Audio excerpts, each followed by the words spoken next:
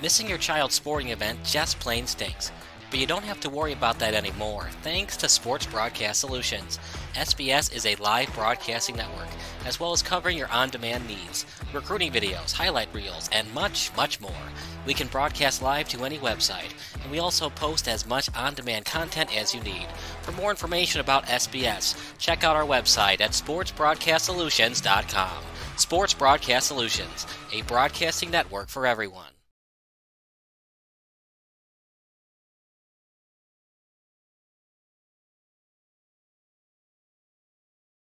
2003, the 9-6 Minnesota Vikings are playing on the road. A win in this game clinches a playoff spot for the Vikes. And with the Cardinals entering the contest with a record of 3-12, it looks like Minnesota is headed back to the postseason. The ball is placed at the 28-yard line, but with the Cardinals down by 5 and under 10 seconds remaining, a field goal does them no good here. As such, it's up to quarterback Josh McCown to heave up a Hail Mary for the incredible comeback win. But a lot is happening here. In fact, there was a lot of drama coming into this moment. I sure hope that you enjoyed our latest edition of Rewinder. Make sure to subscribe and comment below.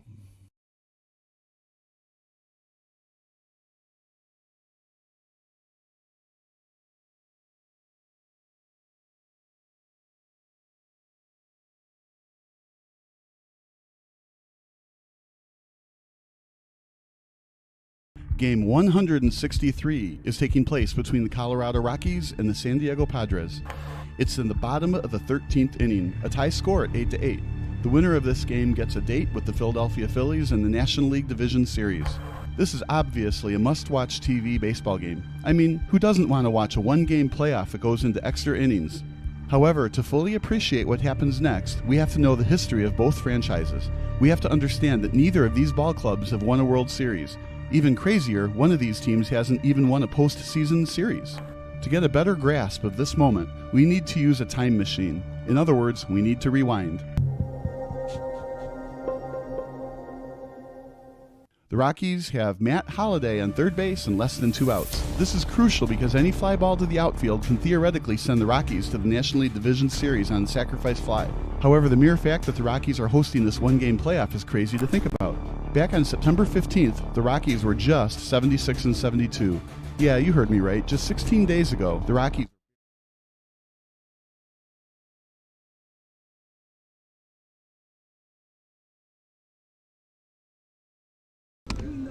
Test 1, test 2, test 1, test 2. Test 1, test 2, test 1, test 2. During that winning streak to get back into the NL wildcard race. But hey, that was just a lucky winning streak, right? There's no way this ball club led by Clint Hurdle could win 2 out of 3 against the first-place Arizona Diamondbacks and sneak into the playoffs, correct? And if you answered anything but yes to those questions, you'd be dead wrong. Arizona ended Colorado's winning streak during Game 1 of the crucial 3-game set, but after dominating the Diamondbacks 11-1 on September 29th, the Rockies held on for a 4-3 win on the last day of the regular season. Nail-biting wins have been nothing new to the Rockies and their fan base. One of their wins during the 12-1 finish to the regular season included a 14-inning victory over the Padres. But have the Rockies simply taken the wild card away from the Padres, or did San Diego majestically crumble down the stretch? Well, it's a little bit of both. Entering MLB game action on September 16th, the Padres were 80-67. They ended up finishing the year at 89-73. So a 9-6 record in their last 15 games is nothing to be embarrassed about from your ball players. But a 3-game sweep at the hands of the Rockies was still pretty bad, especially considering that all 3 games were at Petco Park. Also, the Padres had the Brewers down to their last strike on September 29th, but Tony Gwynn Jr. knocked a game-tying triple off Trevor Hoffman to send the game into extra innings. How brutal irony is that? The son of the greatest Padre ever quite possibly stopped you from going to the playoffs. What gets lost in the shuffle is that the Rockies were actually a third-place team in the wildcard race prior to their incredible finish. The Dodgers were up 3 games on the Rockies after all the games concluded on September 15th. So what the heck happened to the Dodgers? It's hard to exactly say why they simply forgot to play baseball, but their final record speaks for itself. On September 15th, the Dodgers were 10 games over 500. By September 30th, the team barely finished with a winning record at 82-80. You can't make this stuff up. The Dodgers went from 79-69 and just 1.5 games back on San Diego for the wild card spot to finishing 7 games back of both Colorado and San Diego. Colorado literally had to sweep Los Angeles to knock the Dodgers out of the playoffs, and the Rockies did just that from September 25th until September 27th. The Dodgers might be known for playoff choking nowadays, but late-season chokes are nothing new to the Dodger faithful. Anyway, back to the Padres and Rockies. The Rockies were 12-1 down the stretch, but a minor choke job by the name of Ron Burgundy allowed Colorado to host a one-game playoff. The Padres were 2 games ahead of the Rockies on September 29th, meaning they just had to win either of their next 2 games against the Milwaukee Brewers or one Rockies loss the next 2 days clinched a wild card spot for Bud Black's team. The 2007 Milwaukee Brewers were actually in first place of the NL Central Division during most of the regular season, but a late surge by the Cubs, as well as a collapse, saw the Brewers outside of the playoffs for yet another year. They still played spoilers, though, and after dispatching the Padres in 11 innings on September 29th, the Brew Crew disallowed September 30th from being the Padres' clinch day. A very convincing 11-6 win for Milwaukee as the Padres had to fly from Milwaukee to Denver for a National League West grudge match. Just like that, Game 163 determined who would win the National League wild card. This was huge for Rockies fans as their favorite baseball team hadn't sniffed the postseason since 1995. Colorado began as an expansion franchise in 1993, and the Rockies earned the first ever NL wildcard spot in 1995. The Rockies fought hard in the division series against the Atlanta Braves, but the eventual World Series champion Braves took care of the Blake Street Bombers 3-1. But since then, the Rockies have always found ways to lose games. More importantly, it's their pitching staff who seemingly always lets them down. Even when the Rockies won the wild card in 1995, you probably don't know any of their starting pitchers. Kevin Ritz, Bill Swift, and Marvin Freeman were arguably their 3 best pitchers that season. Colorado was so desperate for starting pitching help that they signed Mike Hampton to an unreal 8-year, $121 million contract after the 2000 season concluded. All of the money in Major League Baseball is guaranteed, by the way, so why would the Rockies sign a pitcher to an 8-year deal? Simply put, it's hard to find free agent pitchers who want to pitch in Coors Field, the home ballpark of the Rockies where the ball hits the mile-high wind and sails out of play. If you don't remember Mike Hampton playing for the Rockies, you're not the only one. He only lasted 2 years in Denver, with his last season being a dreadful 6.14 ERA and opponents batted .313 against him. So for the Rockies to be successful, they usually need to outslug teams. But that wasn't exactly the case in 2007. Jeff Francis won 17 games for the Rockies this season. Ubaldo Jimenez was on this team, and the relatively unknown Aaron Cook posted an ERA under 4.2. In a nutshell, this surprising Rockies team can play a little small ball and outpitch teams as well. But tonight has been anything but a pitcher's duel.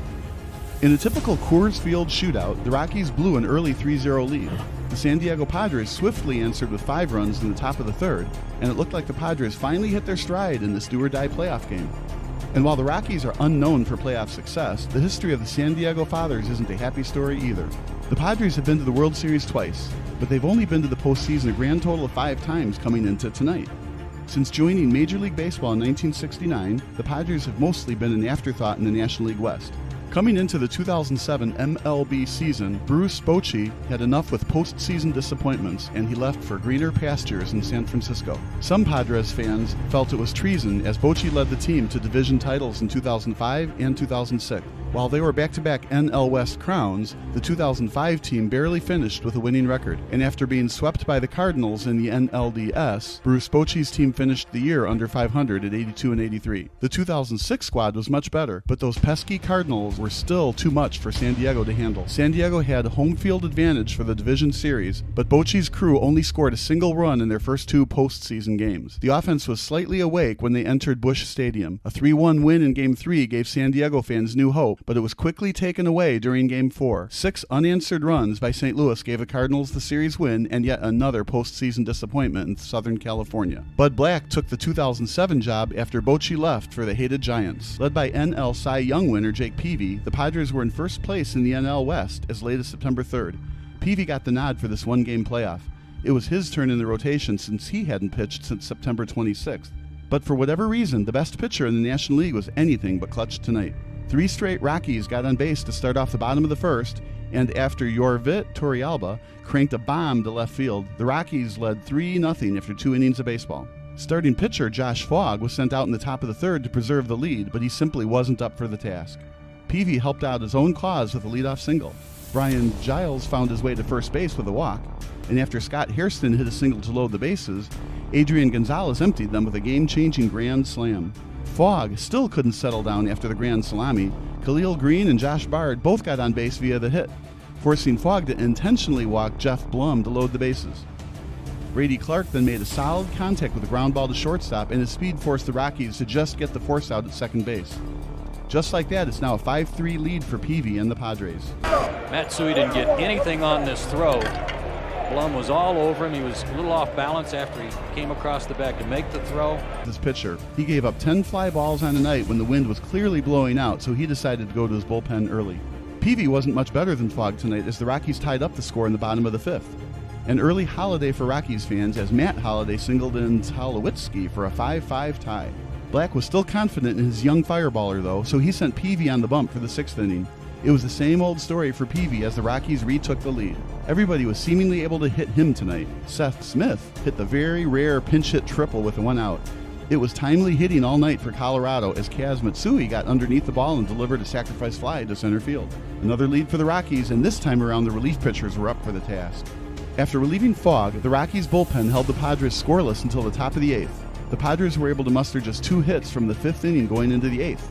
Taylor Buchholz led the Rockies bullpen by going 1 2/3 innings, allowing just 1 hit and threw 12 strikes on 13 pitches. But Brian Fuentes just couldn't hold the lead. After relieving Troy Hawkins with 6 outs to go, Fuentes was a tad bit wild and inaccurate. Blum got the much-needed leadoff single, and although Fuentes got the next 2 batters out, Torrealba couldn't quite handle this 1-2 slider from Fuentes, allowing Blum to reach second base on the drop third strike wild pitch. On the third pitch of the subsequent at-bat, Giles potentially saved his team's season with a game-tying double to left field.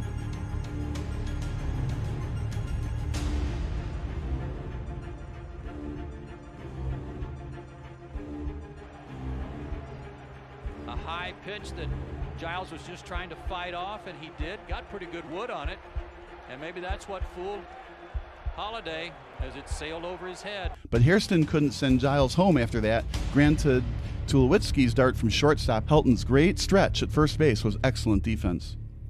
Neither team could score again in regulation, so we went to extra innings. The next 3 innings were full of drama as both teams had chances to score. San Diego had runners on first and second with 2 outs in the top of the 10th, but Matt Hergus jammed Giles and got the inning-ending ground out.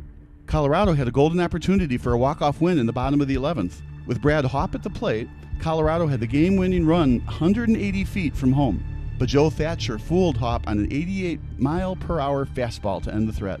The Padres had their own runner in scoring position with less than 2 outs in the top of the 12th, but Brian Myro struck out, and Michael Barrett grounded out to keep the score at 6-6. The Rockies went 1-2-3 in the 12th game as the game entered inning number 13. And this was quite possibly the greatest extra inning in professional baseball history. 5 total runs would eventually be scored in this inning. With everything on the line, the offenses for both teams woke up in a huge way. San Diego struck first in the top half. Giles quite possibly had the game of his life by reaching base yet again. This time it was via the leadoff walk. Hairston, who was looking to make up for his anti-RBI single in the 8th inning, came up big with a giant 2-run homer to give the Padres the lead back, their first one since it was 5-4. Julio then gave up a single to Chase Headley, so Clint Hurdle had to call on Ramon Ortiz to limit the damage. Ortiz kept the score at 8-6 with 2 flyouts and a strikeout, but the Padres were now just 3 outs away from their 3rd straight trip to the NLDS. In came Trevor Hoffman for the save. It's hard to believe that Black never used Hoffman prior to the 13th inning, but credit Black for thinking his team would have the lead in extra innings. A future Hall of Famer, Hoffman was on the last Padres World Series team back in 1998. He finished in second place for Cy Young voting on 2 different occasions. His last second-place Cy Young finish was just last season, where he saved 46 games for the division-winning Padres. He's been very good in 2007, although his ERA has climbed a bit since last year. Still, he entered tonight with an ERA well under 3 and a 2-run cushion. Even though the Padres are on the road in a very tough environment, there's no way that Hoffman could blow this. And yet the average baseball fan was wrong again. Everything that could go right has gone right for the Rockies since the middle of September. So with that logic in mind, the hitting sticks were available to everyone in the bottom of the 13th. Back-to-back doubles by Matsui and Tulowitzki put the tying run on second base with nobody out. And if you could believe it, another triple by the Black told Hoffman to intentionally walk Rockies legend Todd Helton. Not a bad decision, obviously, since Jamie Carroll was due up next and not Garrett Atkins. Even though Hoffman is facing the middle of the order, manager Clint Hurdle decided to have Carroll pinch run for Atkins in the bottom of the 7th. There was 1 out with Atkins at second base. While the Rockies were up by 1 at the time and needed some insurance runs, deciding to pinch run for your 5-hole hitter is always risky. The Rockies, of course, didn't score that inning and now needed the little-known Carroll to drive the ball into the outfield for a walk-off win. Carroll wasn't exactly a threat at the plate. In fact, he was a borderline disaster when it came to offense. After batting .300 during the 2006 regular season, he was a major disappointment this season by hitting just .222 in 107 games coming into tonight. But tonight was a different story. His two-out single preserved the 11th inning rally before Hop inevitably went down on strikes. So as of now, Hurdle's decision to put Carroll in the lineup as a substitute is starting to look okay. And with nobody out, all Carroll needs is a fly ball. But is Holliday the right guy to score the winning run on a potential sacrifice fly? Haha, absolutely not. He only stole 11 bases during the year and was caught on 4 of those attempts. However, his base running IQ was off the charts during his prime, as he stole 28 bases on 30 attempts in 2008. Well, here we go. It's the first pitch of the at-bat. Can Hoffman jam the non-explosive Carroll into a ground ball with the infield now in? Will Holliday run on contact? If the ball is hit into the outfield, can the Padres outfielders throw out Holliday and keep their team alive? Touch home plate? Let's look at that again.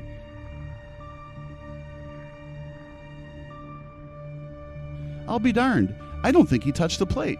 Michael Barrett tagged him, but the home plate umpire determined that Holliday touched home base.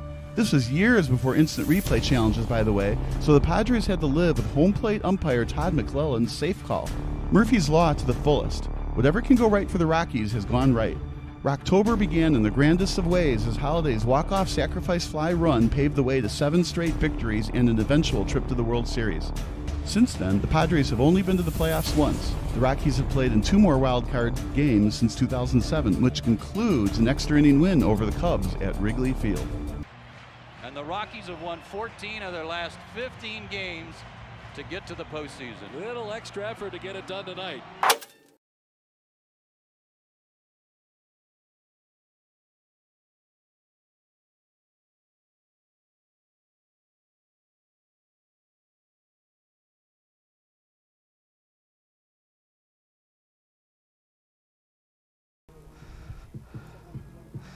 Welcome to the pregame show brought to you by Sports Broadcast Solutions. My name is Kyle Smith, but mine is Matt.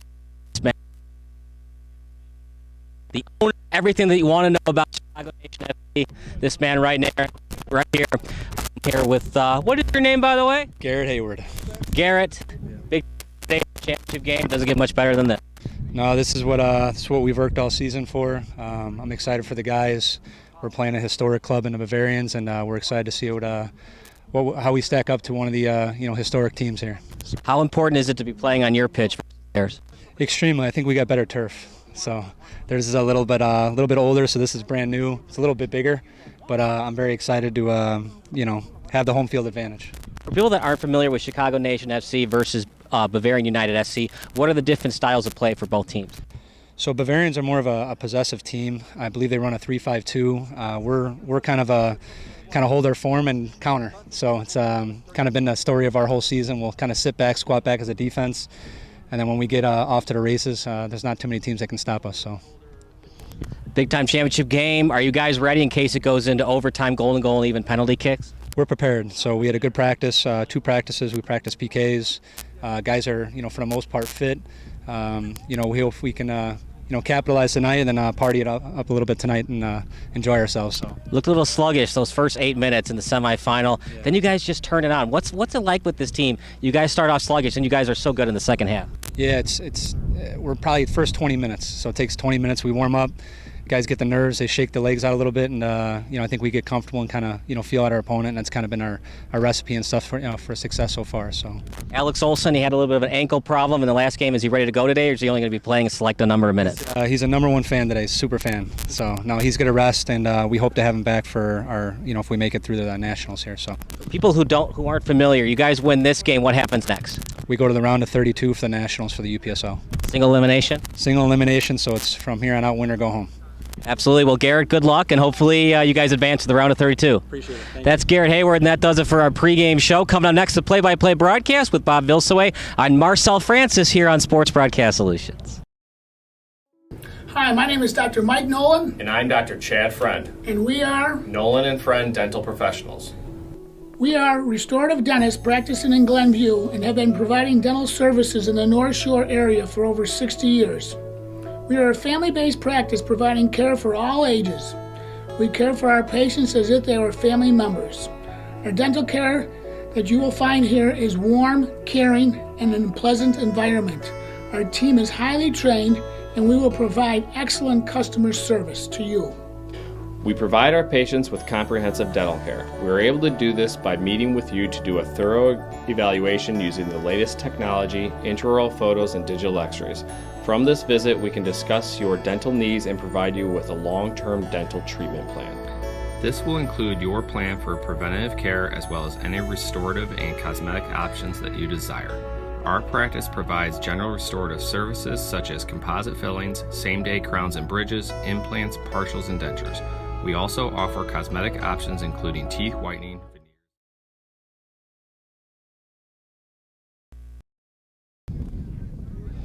Welcome to the pregame show, brought to you by Sports Broadcast Solutions. I'm Kyle Smith, but I, of course, don't matter. There's Martin O'Toole, Nation SC. They're about to take on Bavarian United SC. Winner moves on to the round of 32.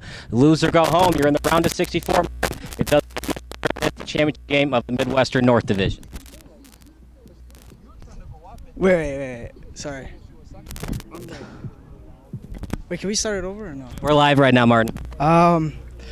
Okay, sorry for that, but no, I did a play, and it means a lot to us. And it's round of 64, and we're looking to move on to the next round and go take it all home. What's it going to take on offense and defense to beat Bavarian? It's a very strong team. They have good size as well. I think we'll just stick to what we've been doing. We've been beating teams pretty soundly here, and I just possess the ball, and then when we're on defense, we just sit back in and win the ball and then possess, and I think we'll win. You guys, 3 goals in your last game, all different types of ways to score. You score on the free kick, you score on the 2-on-1 man advantage, and then you score on the header. You weren't even trying to score, really. You were just trying to play a little keep away in the last 2 minutes of the second half. What does that mean to you that this team can score in a lot of different ways? I think that's massive. I mean, it's really important because sometimes a game could be in a deadlock, and a goal from a free kick could set it up to, for us to take advantage. So I think it's massive, really important. Prew's been so great. He has over 4 shutouts this season. He had a shutout in the semifinal. What does that mean to you?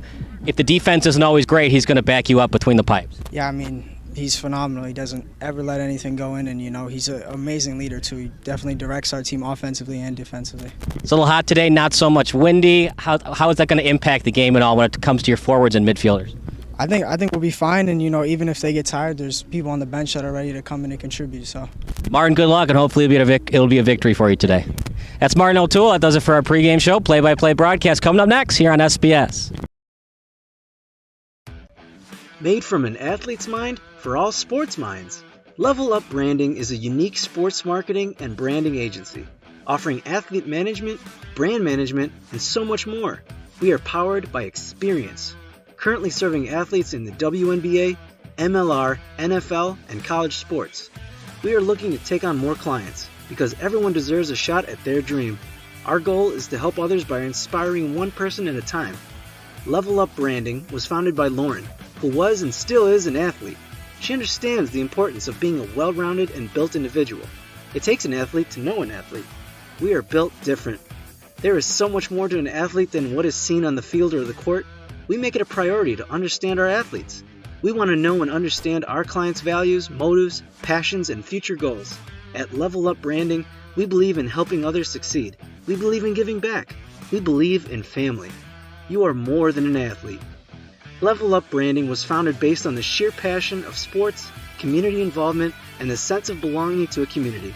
We were created from an athlete's innovative mindset and experience, and here to offer our services to like-minded athletes.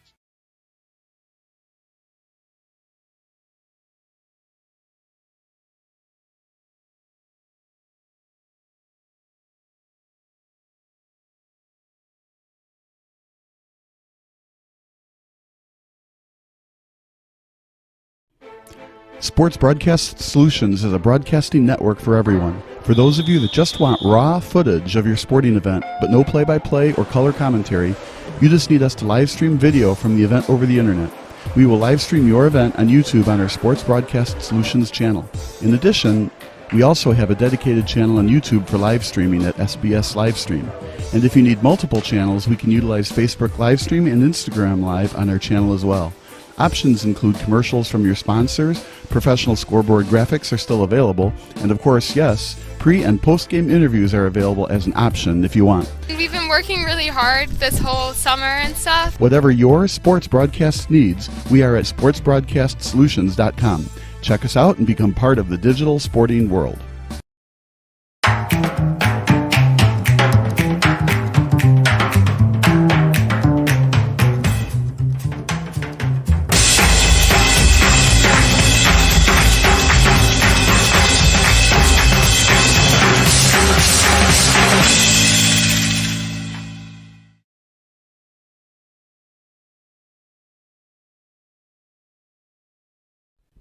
Sports Broadcast Solutions is a broadcasting network for everyone. Instead of spending hundreds or thousands with all these college recruiting sites, let us put together your college highlight reel. For just a fraction of your potential college scholarship and significantly less than these recruiting services, we got this. In addition, we put together highlight reels for teams, including high school, your club team, or travel team. My teammate gave me a great pass, and I just took it. The other team slashed me, took the opportunity, saw where the goalie was weak, and I just shot it there. Solon, O'Connor, and Marsh back on defense. And Marsh gets a blowout. We got a breakaway at 2-0. A shot, and a goal! So 3-3. The power play was officially over. Whatever your sports broadcast needs, check us out at sportsbroadcastsolutions.com. Check us out and become part of the digital world.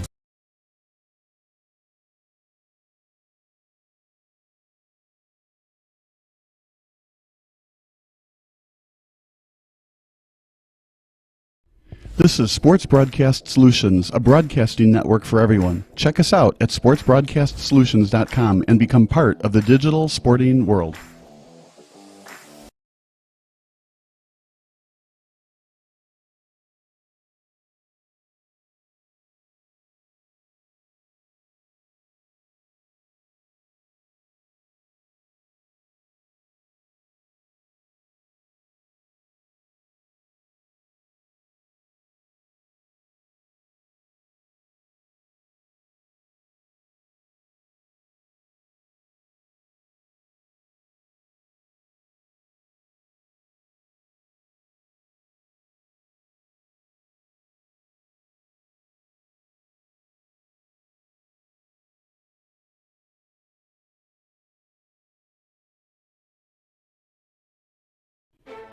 Sports Broadcast Solutions is a broadcasting network for everyone. For those of you that just want raw footage of your sporting event, but no play-by-play or color commentary, you just need us to live stream video from the event over the internet.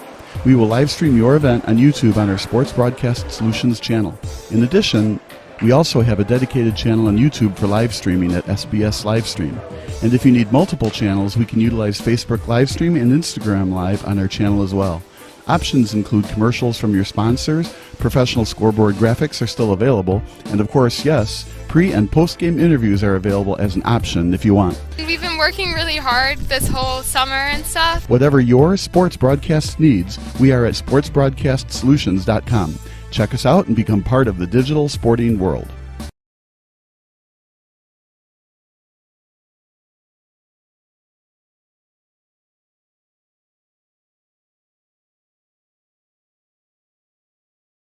This is Sports Broadcast Solutions, a broadcasting network for everyone. Check us out at sportsbroadcastsolutions.com and become part of the digital sporting world.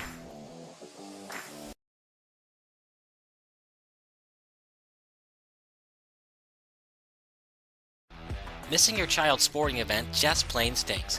But you don't have to worry about that anymore, thanks to Sports Broadcast Solutions. SBS is a live broadcasting network, as well as covering your on-demand needs, recruiting videos, highlight reels, and much, much more. We can broadcast live to any website, and we also post as much on-demand content as you need. For more information about SBS, check out our website at sportsbroadcastsolutions.com. Sports Broadcast Solutions, a broadcasting network for everyone.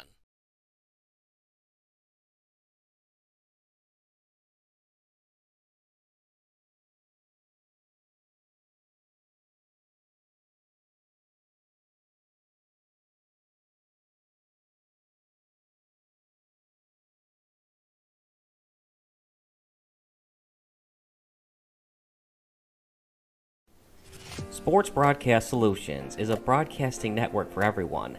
At SBS, we offer a professional broadcasting experience for the non-professional athlete.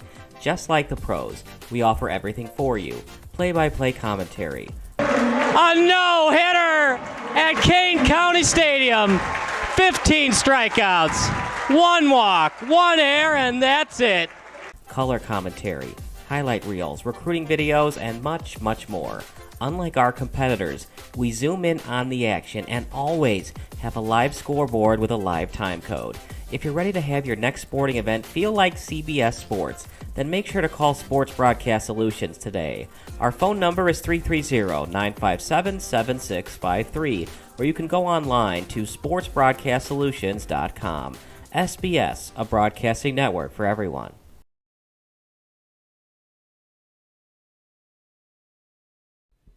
Sports Broadcast Solutions is a broadcasting network for everyone. Instead of spending hundreds or thousands with all these college recruiting sites, let us put together your college highlight reel. For just a fraction of your potential college scholarship and significantly less than these recruiting services, we got this. In addition, we put together highlight reels for teams, including high school, your club team, or travel team. My teammate gave me a great pass, and I just took it. The other team slashed me, took the opportunity, saw where the goalie was weak, and I just shot it there. Solon, O'Connor, and Marsh back on defense. And Marsh gets a blowout. We got a breakaway at 2-0. A shot, and a goal! So 3-3. The power play was officially over. Whatever your sports broadcast needs, check us out at sportsbroadcastsolutions.com. Check us out and become part of the digital world.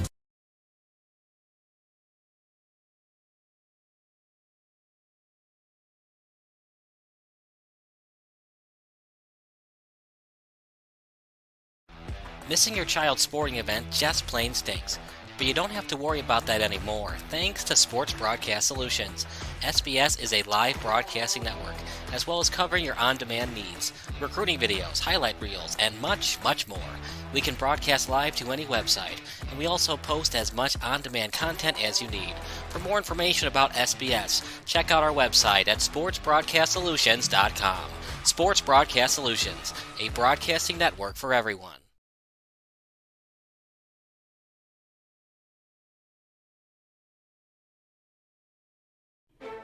Sports Broadcast Solutions is a broadcasting network for everyone. For those of you that just want raw footage of your sporting event, but no play-by-play or color commentary, you just need us to live stream video from the event over the internet. We will live stream your event on YouTube on our Sports Broadcast.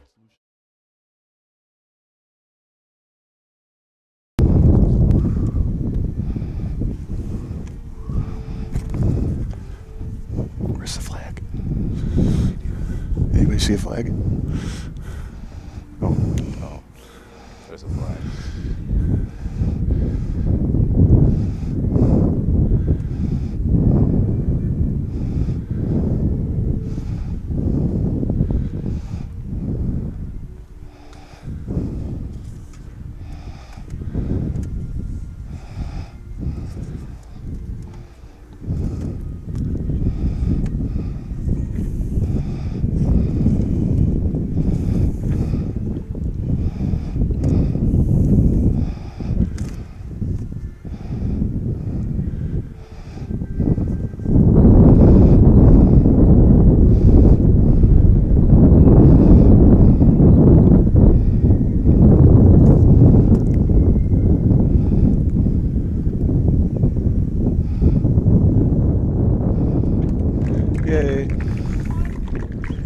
Good afternoon, everybody, and welcome to the championship game broadcast between Bavarian United SC and Chicago Nation FC. I'm Kyle Smith, alongside my partners in crime, Bob Vilsue and Marcel Francis. It's Bavarian United SC in the blue, and Chicago Nation FC, Bob, they did a late jersey change because they were actually wearing the dark blue about 5 minutes ago. I sure like the change. The dark blue with little red stripes. I thought we were going to have to make the difference between little red stripes coming down the blue jerseys or the little darker or brighter blue jerseys with the gray down the chest. But now it's blue versus white. Chicago Nation in the white, Bavarian in the blue. Whenever I think of the name Bavarian, I can't help but think of the beer. Well, they're from Milwaukee, a city well known for its drinking culture. And Marcel, thanks so much for joining the broadcast as well. Thank you. It's great to be here, Kyle, and with you as well, Bob. We have a great championship matchup here between two really high-quality teams here in this amateur league, but definitely a lot of high-quality talent nonetheless going to be here on display. Right, there's 9 teams in this Midwest Central North Division. The winner will go to the championship. There's 32 teams across the nation that'll vie for first place for the national championship. And to get into this tournament, the top 5 make it. So 4 plays 5, then the winner plays 1, then 2 versus 3. Bavarian ended up second, and they won their match against FC Trizub. And the Chicago Nation won between United Serbian SC and SC Hammers just the other night. So that's why we have first place Chicago Nation versus Bavarian United, second seed in this tournament now. 45-minute halves. We play about 3 minutes of extra time. We actually got Bavarian's roster about 5 minutes before game time, so we're going to do the best we can with play-by-play tonight. Well, so what we were pretty much seeing from an overall perspective, right? Bavarian has a high-powered offense. They've scored like 25 goals this year and gave up 10. And Chicago Nation, a little bit more, let's see, so just 6 goals on defense, so a little bit more stingy, and 19 on offense. So you might say it's Bavarian's high-octane offense, and both teams have a pretty good stingy defense. I think what we're going to see is a 0-0 or a 1-0 game, if you ask me. Very common in the game of soccer. At this level, now the best analogy for the UPSL, think of high A for minor league baseball. That's what the UPSL is. If you advance, you go to the NISA. And of course, if you're very good, you go to MLS or you'll play overseas to play some soccer. But this is about high A in terms of minor league baseball, and Bavarian taking it to Chicago Nation FC. But Bob, we've seen this Chi Nation team. They're a very good team, just not the first 10 minutes. They usually start out kind of sluggish. Well, I mean, they're feeling out the other team. They don't want to make any mistakes. Got to figure out where the weaknesses are, where to attack. Now, they played each other earlier in the year, and Chicago Nation won 2-0. But then, both teams have different players. When I was looking at the rosters on both teams, a lot of the players played only like 5 or 6 of the 10 games. So one wonders now which team has their entire roster here for this final match, and whichever team has their final roster here for this match is probably the favorite to win. And past history doesn't tell you a whole lot. So what you do have is 2 of the top teams in the league facing off against each other. Chicago Nation FC, known to be a second half team. They can be good in the first half. It's not surprising when they're sluggish or not so good the first 10 to 20 minutes. We talked with Garrett Hayward about that in the broadcast. And Marcel, what are you seeing from offense right now from Chicago Nation FC? Right now, early in the game here, Kyle, you can tell that we were talking, of course, to Coach Hayward in the pregame. They're very comfortable with sitting back and letting the play come to them and going on the counter. So really, in these early few minutes, they feel very comfortable sitting in their back line. But now offensively, we can tell that they're building a little bit of offense going forward, a couple of give and goes there on the far side, and they're taking their time to really get their groove going and seeing if they can break down the Bavarian back line. Yeah, if you put the chess clock on these two right now, clearly Chicago Nation has a huge advantage on ball control here. Very patient, moving it back and forth. There's a centering pass. I mean, you love to see it because SC Hammers had a good chance of pulling off the upset. Chi Nation FC obviously is the number 1 seed. SC Hammers, the winner of the 4-5 game. And SC Hammers was taking it to Chi Nation, and early on, SC Hammers had a wide open net. The defender for Chi Nation got in there to block a should-be goal, and after that, Chi Nation scored 3 unanswered goals. But Bob, this is a Chi Nation team that knows they were that close to being eliminated early on in the semifinals. Well, and they just got the first break of the game with the first corner kick, and they're on goal, a save. That's a great corner kick, nice centered, perfectly off the hedge, into the far post, and the goalie was waiting for it. But that was a quality shot on goal from the first set piece that they've had. You want to not give up corner kicks. And I remember when we did the Chicago Nation game earlier, they have a real stingy defense, but I remember they gave up a lot of corner kicks. In this case, they took the first corner kick. Might have gotten away with a push and shove from number 10 of Chi Nation. Played on the corner, Bavarian goes after it, and Chi Nation will win that battle. Great defending there from Chi Nation's center back defender there, using his body to shield the ball from the offensive player and drawing the foul to get his team back in possession. On the far sideline, hope you're enjoying the broadcast. We sure are. Your favorite MLS college or high school soccer memory, text it to 330-957-7653. First time ever we've used a 3-person crew besides that Schaumburg Boomers game we did. But first time we've ever used a 3-person crew for soccer. Hopefully it won't be the last. It's been a lot of fun. Kicked over about 10 meters away from the goal. And Bavarian having some trouble getting it out. Played on the sideline. Shy Nation after it. Last touch by Bavarian will get a throw in. Call it 15 to 20 meters away from the goal. Yeah, we have a crosswind from what I can tell, right? So you would think that the wind would help keeping the ball in one end or the other, but right now Chicago Nation has just been on offense the whole game. I feel like if it keeps like this, Bavarian is going to break, just a matter of how badly and when. Yeah, we see here, Bob, with the long ball, they're setting up top to their center forwards here, using their bodies to try and maintain possession. But good defense there by the Nation FC. Out on the sideline, Shy Nation FC still on the attack. They're dominating the time of possession battle right now. They're also winning in terms of shots on goal. It was a header from a corner, if you're just joining us, that almost went into the back of the net. Yeah, 1-0 on quality shots, right? This is just a different Shy Nation team. I'm not saying that Shy Nation is playing up to the skill level of Bavarian and they were taking SC Hammers for granted in the semifinal, but they definitely look a lot better to start off the game than they did on Friday night against SC Hammers. Well, Marcel hit it earlier. It's the top amateur league, right? So a lot of these people have jobs and have to earn money, and so it could be that some of those games during the year they weren't here, but I would say that Chicago Nation is treating this game like a championship game that it deserves, holding onto the ball just continuously. Well, all that matters is you won the semifinal. It wasn't their best effort in the first half, but they got the win, and they look a lot better tonight. Now it's 0-0. All Bavarian's got to do is score once. Doesn't matter how sluggish you look on defense.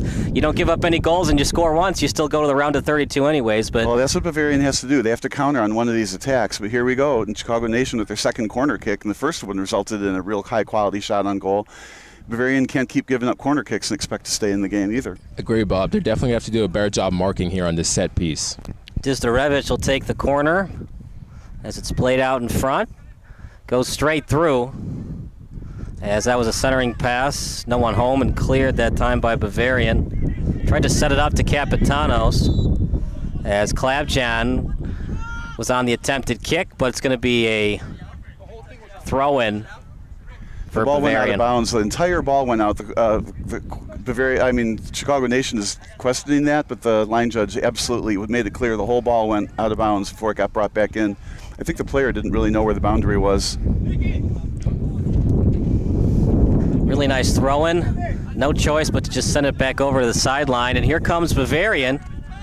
No, not played for in long. midfield. Well, they're winning the time of possession battle the last couple of minutes. Ill-advised pass, though.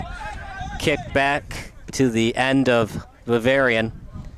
And it'll be played by the goalkeeper in row. Yeah, it looks like Kyle here, they're going to reset, try to renew their offense. It got shut down here on this near side. Good defending by Sci Nation. See what they can develop now, but... Pass Capitanos, as it's set up now by Bavarian. So far, that's as close as Bavarian's gotten to the net, and that's only 5 or 10 yards in front of the goalie box. Well defended by Chicago Nation up front. Dizdarevich will play it. They have stifled any kind of attack from Bavarian today, has the defense of Chicago Nation. Played about 20 meters away. On the attack. Good pass. Can't get it on net. Sutton will play it now. He's injured and on the ground until the ball comes right to him. Yeah, good job by Sci Nation, nonetheless, getting the advantage. Oh, they'll get a free kick here.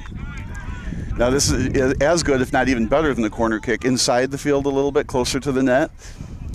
Again, this will be a far post shot and an attempt for a header on the far post. I like the aggression, though. He saw that Sutton was a little shaken up.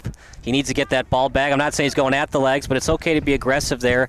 Worst thing that can happen, you give up a free kick. It's still a tough angle. It's going to have to be a centering pass. You do not want to give up a free kick in this part of the field. You don't, but you want to go after the ball, and Sutton's definitely not 100% right now. Yeah, that's like hitting a batter on an 0-2 pitch. Don't do it. Yep. Because you definitely here, we can see... With the bases loaded. Absolutely, Bob. We're probably going to see an in-swinger here. Well, he wasn't trying to give up the free kick, but I like the aggression. Great save. That was a near post kick and a rebound wide. Nice sideways bicycle kick that just went about 3-4 feet wide to the left of the net. Chicago Nation so far is all over this game. That's what, 2 quality chances now? Yeah, maybe 3 if you count the first shot that almost went in on the near post. Yeah, exactly, Bob. 3-4 good chances right now early for Chi Nation. We've barely seen Bavarian get out of their own half. They're going to better have to produce some quality on offensively, and they're going to have to do that through their midfield players if they want to keep some possession.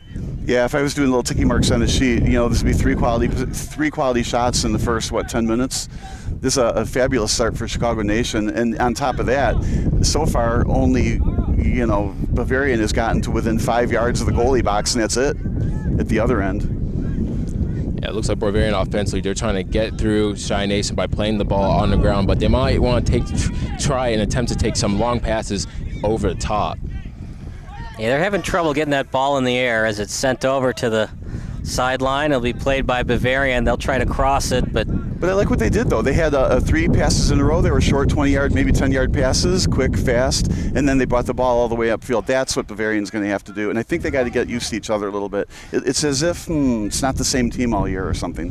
No, definitely. I mean, talking to before the game, they have carried 40 players on the roster in total, but only 18 suit up. So definitely there's probably a lot of players here who are not used to playing with each other and having that chemistry throughout the season. Yeah, I wonder if that's also the case with Chicago Nation, and perhaps that's why, as Kyle said, they're more of a second-half club, because maybe it's not just feeling out the opponent, but maybe they're feeling out their own teammates the first half of the game, and then they figure it out for the second half. But whatever, the time of possession clock is seriously in favor of Chicago Nation so far this game. And there's a lot at the UPSL. There's a lot of turnover because people have work conflicts. They have to be with their wives. They have to be with their kids if they have kids. And when you're not getting paid, other things take priority over playing soccer for fun. And so there's a lot of turnover, a lot of changes for each team's roster. Which totally makes sense. At the same time, the talent level on this field is terrific. Absolutely. Like I said, this is like minor league baseball, if you want to use the analogy. This is kind of like watching a South Bend Cubs game. Now, I know you've got the roster in front of you. Number 7 on Chicago Nation. He was the one that we gave the player of the game to last time we did. Yeah, at least last time I was here. Yeah, Capitanos. He's a good little player. There's a trip. Yeah, it'll be okay. That was close. That'll be a free kick from in the goalie box. So, Bob, what is the ref looking for if he's going to issue a yellow card for those slide tackles? Usually intent. A slide tackle is fine if you can hit the ball first. If you hit the player first, well, then that's a foul. And then, of course, the referee also has to decide, do I want to call it or not, depending on who's controlling the ball. Is it taking away an advantage from a team, even if it does trip? But he's looking for intent. There's got to be intent to tackle, as in a football tackle, as opposed to a regular soccer tackle. And then red card has to be really, really malice on the intent. If you slide tackle, this is a crosser and it's well read by Chi Nation. Yeah, they got the corner kick now, so finally we have a corner kick going the other way. So Bavarian is figuring out Chicago Nation. This is their first decent shot at a goal here, the first corner kick of the game. So this is their first, whereas Chicago Nation has had 3, but still no quality shots yet. We'll see what results. Again, Bob, for Bavarian attacking-wise, it looks like they're finding most of their success down the wings here with their forwards, getting to the byline and trying to get some service into the box to create some attacking opportunities. Let's see what they can do here on this corner. Yeah, I'd like to see more of those short, quick passes. Even if they don't connect, just get used to each other. Pass those short, quick passes, hold on to the ball a little bit, get downfield, and here's your first corner shot. Go Bavarian, right? Go. Corner kick, headed straight up, and it's going to go all the way to the sideline, played by Bavarian. Left-footed kick, another crosser. Oh, just missed it by what, 6 or 8 inches? Yeah, very close. What a great pass, far post, just a little bit behind the Bavarian player. Tried to head it in, but made a great effort. Absolutely. That number 19 has a sweet left foot on him to get that cross in there. Curling, really awkward for the goalkeeper to judge as well. Yeah, you nailed it, too. It was a left-footed curling shot, too. Andrick was on the kick. Yeah, I don't know if you call that a quality attempt or not, but because it didn't go at the net, right? But that's about as high a quality a shot as you're going to get, and certainly almost a goal. Definitely, and even though it could have been still a cross, though, Bob, for service for some player in the box to get their head on it. Good opportunity, though, nonetheless. Bavarian, you can see now they're starting to settle into this game. Well, and now that also says to Chicago Nation, you can't take them lightly, even though they're second-place team and you wouldn't. Sutton might have gotten away with a push there. Bavarian will play it. So I say nice steal. You say he got away with a push. Bottom line, Bavarian with the ball. Well, no matter what. And here's the thing, too, Bob. They'll play advantage, too. You don't always have to call the free kick right away. You can just play advantage. And Bavarian had a clear advantage. We'll never see that at the NBA for basketball, but sometimes when you get those shot clock violations, sometimes I wish we could have an advantage rule in basketball where you just just play on. They're in their transition offense. Who cares about the shot clock? But rule's a rule. But soccer, you get to play advantage. Basketball, you don't. So, are you saying you'd like to see Scott Foster referee a soccer game? No, what I'm saying is, like when there's a shot clock and John Wall. Catch it. All right, a great catch by our cameraman. Great job, Caleb. Crushed Clearly it. a rebounder from basketball. You know how, like, with John Wall, will take the ball off a shot clock violation, he'll try to run the offense quick, but the shot clock violation already happened, so you can't play advantage because the rule of basketball says there's no advantage. Soccer. In the meantime, that was going to be a great view into the camera angle. I don't know if you got that ball right at you or if it was above the camera, but that's got to be a pretty good shot.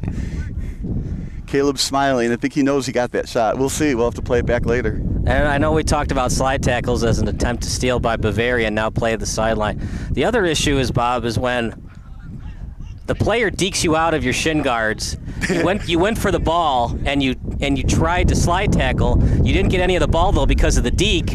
Would that be considered a yellow card if you got all leg, even though you clearly slide tackle to get the ball? Probably not. It goes back to intent, and the refs have to be very careful. Last time I was here, the referee that was refereeing the game, and it is a different guy, he did a wonderful job not calling too many yellow cards in some of those, let's say, aggressive tackles, but he did a great job at talking to the players, and he communicated with the players what was legal, what wasn't legal, didn't overmanage the game.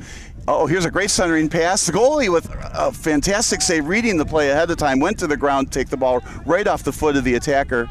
Really nice save. Yeah, great counterattack there by Cy Nation, and nice little slotted through ball there from the center forward. But great job from the keeper to judge and come out off his line. Terrific anticipation, and if you're going to do that, two things you got to worry about. You got to get the ball right off the foot so you knock down the ankle, and second, you got to worry that foot doesn't embed itself in your mouth. Rowe was the goalkeeper on that play. Here comes Bavarian. They go with a 3-5-2 setup today. Technically, just two forwards. Well, Rowe is earning his pay today. He's got 4 quality shots against him, and he's up to the task. You have to start thinking about Rowe on the All-Star team for the league. I guess they are still the second place team. I think it would be Peru, though. Peru's just been so great between the pipes for Shy Nation. Well, you got two teams that are very stingy on defense. I guess Chicago Nation's given up 6 goals. Bavarian's just a meager 10. It's only, 0.4 goals more per game. So that's why I said early on, 0-0-0-1 might be a real likely finish. Now, each team has had one level 0-0 tie. And then each team needs to know how good their goal scorers are on PKs. Because if you're a team that's not good on PKs, you're going to try everything you can to win in regulation. Boy, you said that right. Yeah, this game could go down to 0-0 or 1-1 in penalty kicks, and yeah, you got to know who your top 5 PK kickers are. And if you're not good on PKs, then your midfielders are just going to have to kind of cherry pick a little bit on offense to score in regulation.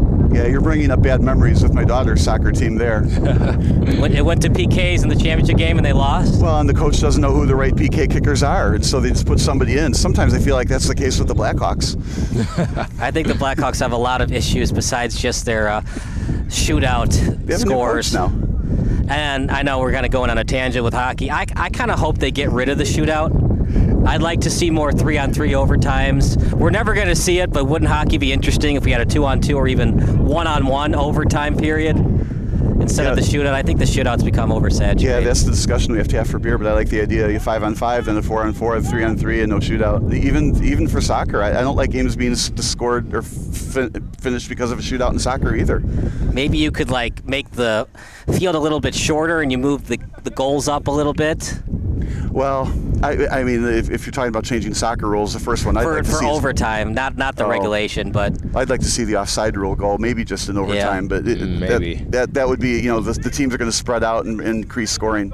Because right now, if you play overtime in soccer, you could be playing until tomorrow afternoon. Yep, absolutely. And you see players clattering into each other if you decide to shorten the field. Yeah, if you play normal golden goal rules soccer, you could be playing until tomorrow. But I would like to see it. I would like to see them move the goals up maybe 30 feet on each side instead of have penalty kicks. I understand why we have PKs, but... And do it indoor in a hockey rink. There we go. We Indoor have 7 on soccer, 7, man. guys. Yeah, right. Didn't Chicago used to have an indoor soccer team? Oh, yeah, Pato Marhetic. I can't remember all those guys on this Sting now. And then they now have the Milwaukee Sting, right, for indoor soccer? It's also a Milwaukee Sting for volleyball club. A very, very successful volleyball club, Milwaukee Sting. Yeah, the Sting play at U.S. Cellular Arena, home of UW Milwaukee. Which is nice. This Bavarian club, it's a soccer club, right? So they have all kinds of ages, 10 to 14, 14 to 18. This 19 team is just, when you finally graduate to the top team and you're a level away from professional here, although some people say it's a pro league. Not the greatest kick from Peru right there, Bob. What did you see on that kick? It was a little bit flat, didn't get a lot of distance on it either. Well, I think he was trying to go up the middle, and he hit it just to the right of the ball, and then had a little sideways spin. The wind helped push it this way, and they retained possession, though, just with the throw-in, so it's no big deal. In fact, they might even be better off with possession in the backfield than with the goalie on a goal kick. We've seen some definite adjustments from Bavarian with their midfielders and defenders the last 10 or so minutes. Now, that was a great grab from midair. Number 14, I don't have his name here, but number 14 made a great catch out of midair from Bavarian. Yeah, nice first touch and control there, for sure. First touch and control, you couldn't have said it better. Here comes Another Shine corner. Nation, and yep, it was deflected out. Yeah, see, I think you got to get on the other side of the defender on that, push him back into the middle, because you do not want to give up this is the third corner kick now. Mm-hmm. Yeah, third corner kick, fourth set piece from not too far away from the goal net. So another chance for Rowe to make another spectacular save. We need to put a highlight film together just of Rowe. Yeah, he's doing great between the pipes. You never want to give up the corner, and what you want to try to do on defense is force them to make a tough pass or a tough shot from a bad angle. But, sometimes deflections are going to happen. Or even better, Kyle, you can counterattack and get the ball cleared here. Let's see what they can do now that they have the ball cleared. Yep. See, a corner's never going to be an automatic goal, but as we've seen at the UPSL level, the chances of you scoring on a corner or a free kick of less than 20 meters, a lot better than just regular 10-on-10 soccer. I like what Bavarian did, though, on that corner kick. They brought everybody back except for one forward. So they weren't going to give up at least an easy, cheap goal. And now, of course, it reduces their chances of getting a counterattack. But I like it. You first got to stop the other team before you worry about counterattacks. And maybe later in the game, if you're down a goal, they might put 2 forwards or 2 strikers up. Yeah. But right now, I like what they did. They're just, let's keep the score low. Now, I again like what they're doing. They're holding on to the ball, saying, hey, it's our turn to hold this ball. Got to even out that chess clock a little bit.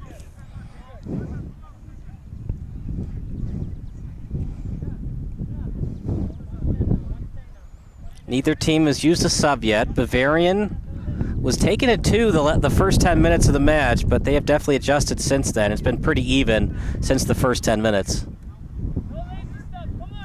Neither team's used a sub, obviously. Played on the sideline. Yeah, and a free kick from there. It was well played to get the free kick out of it.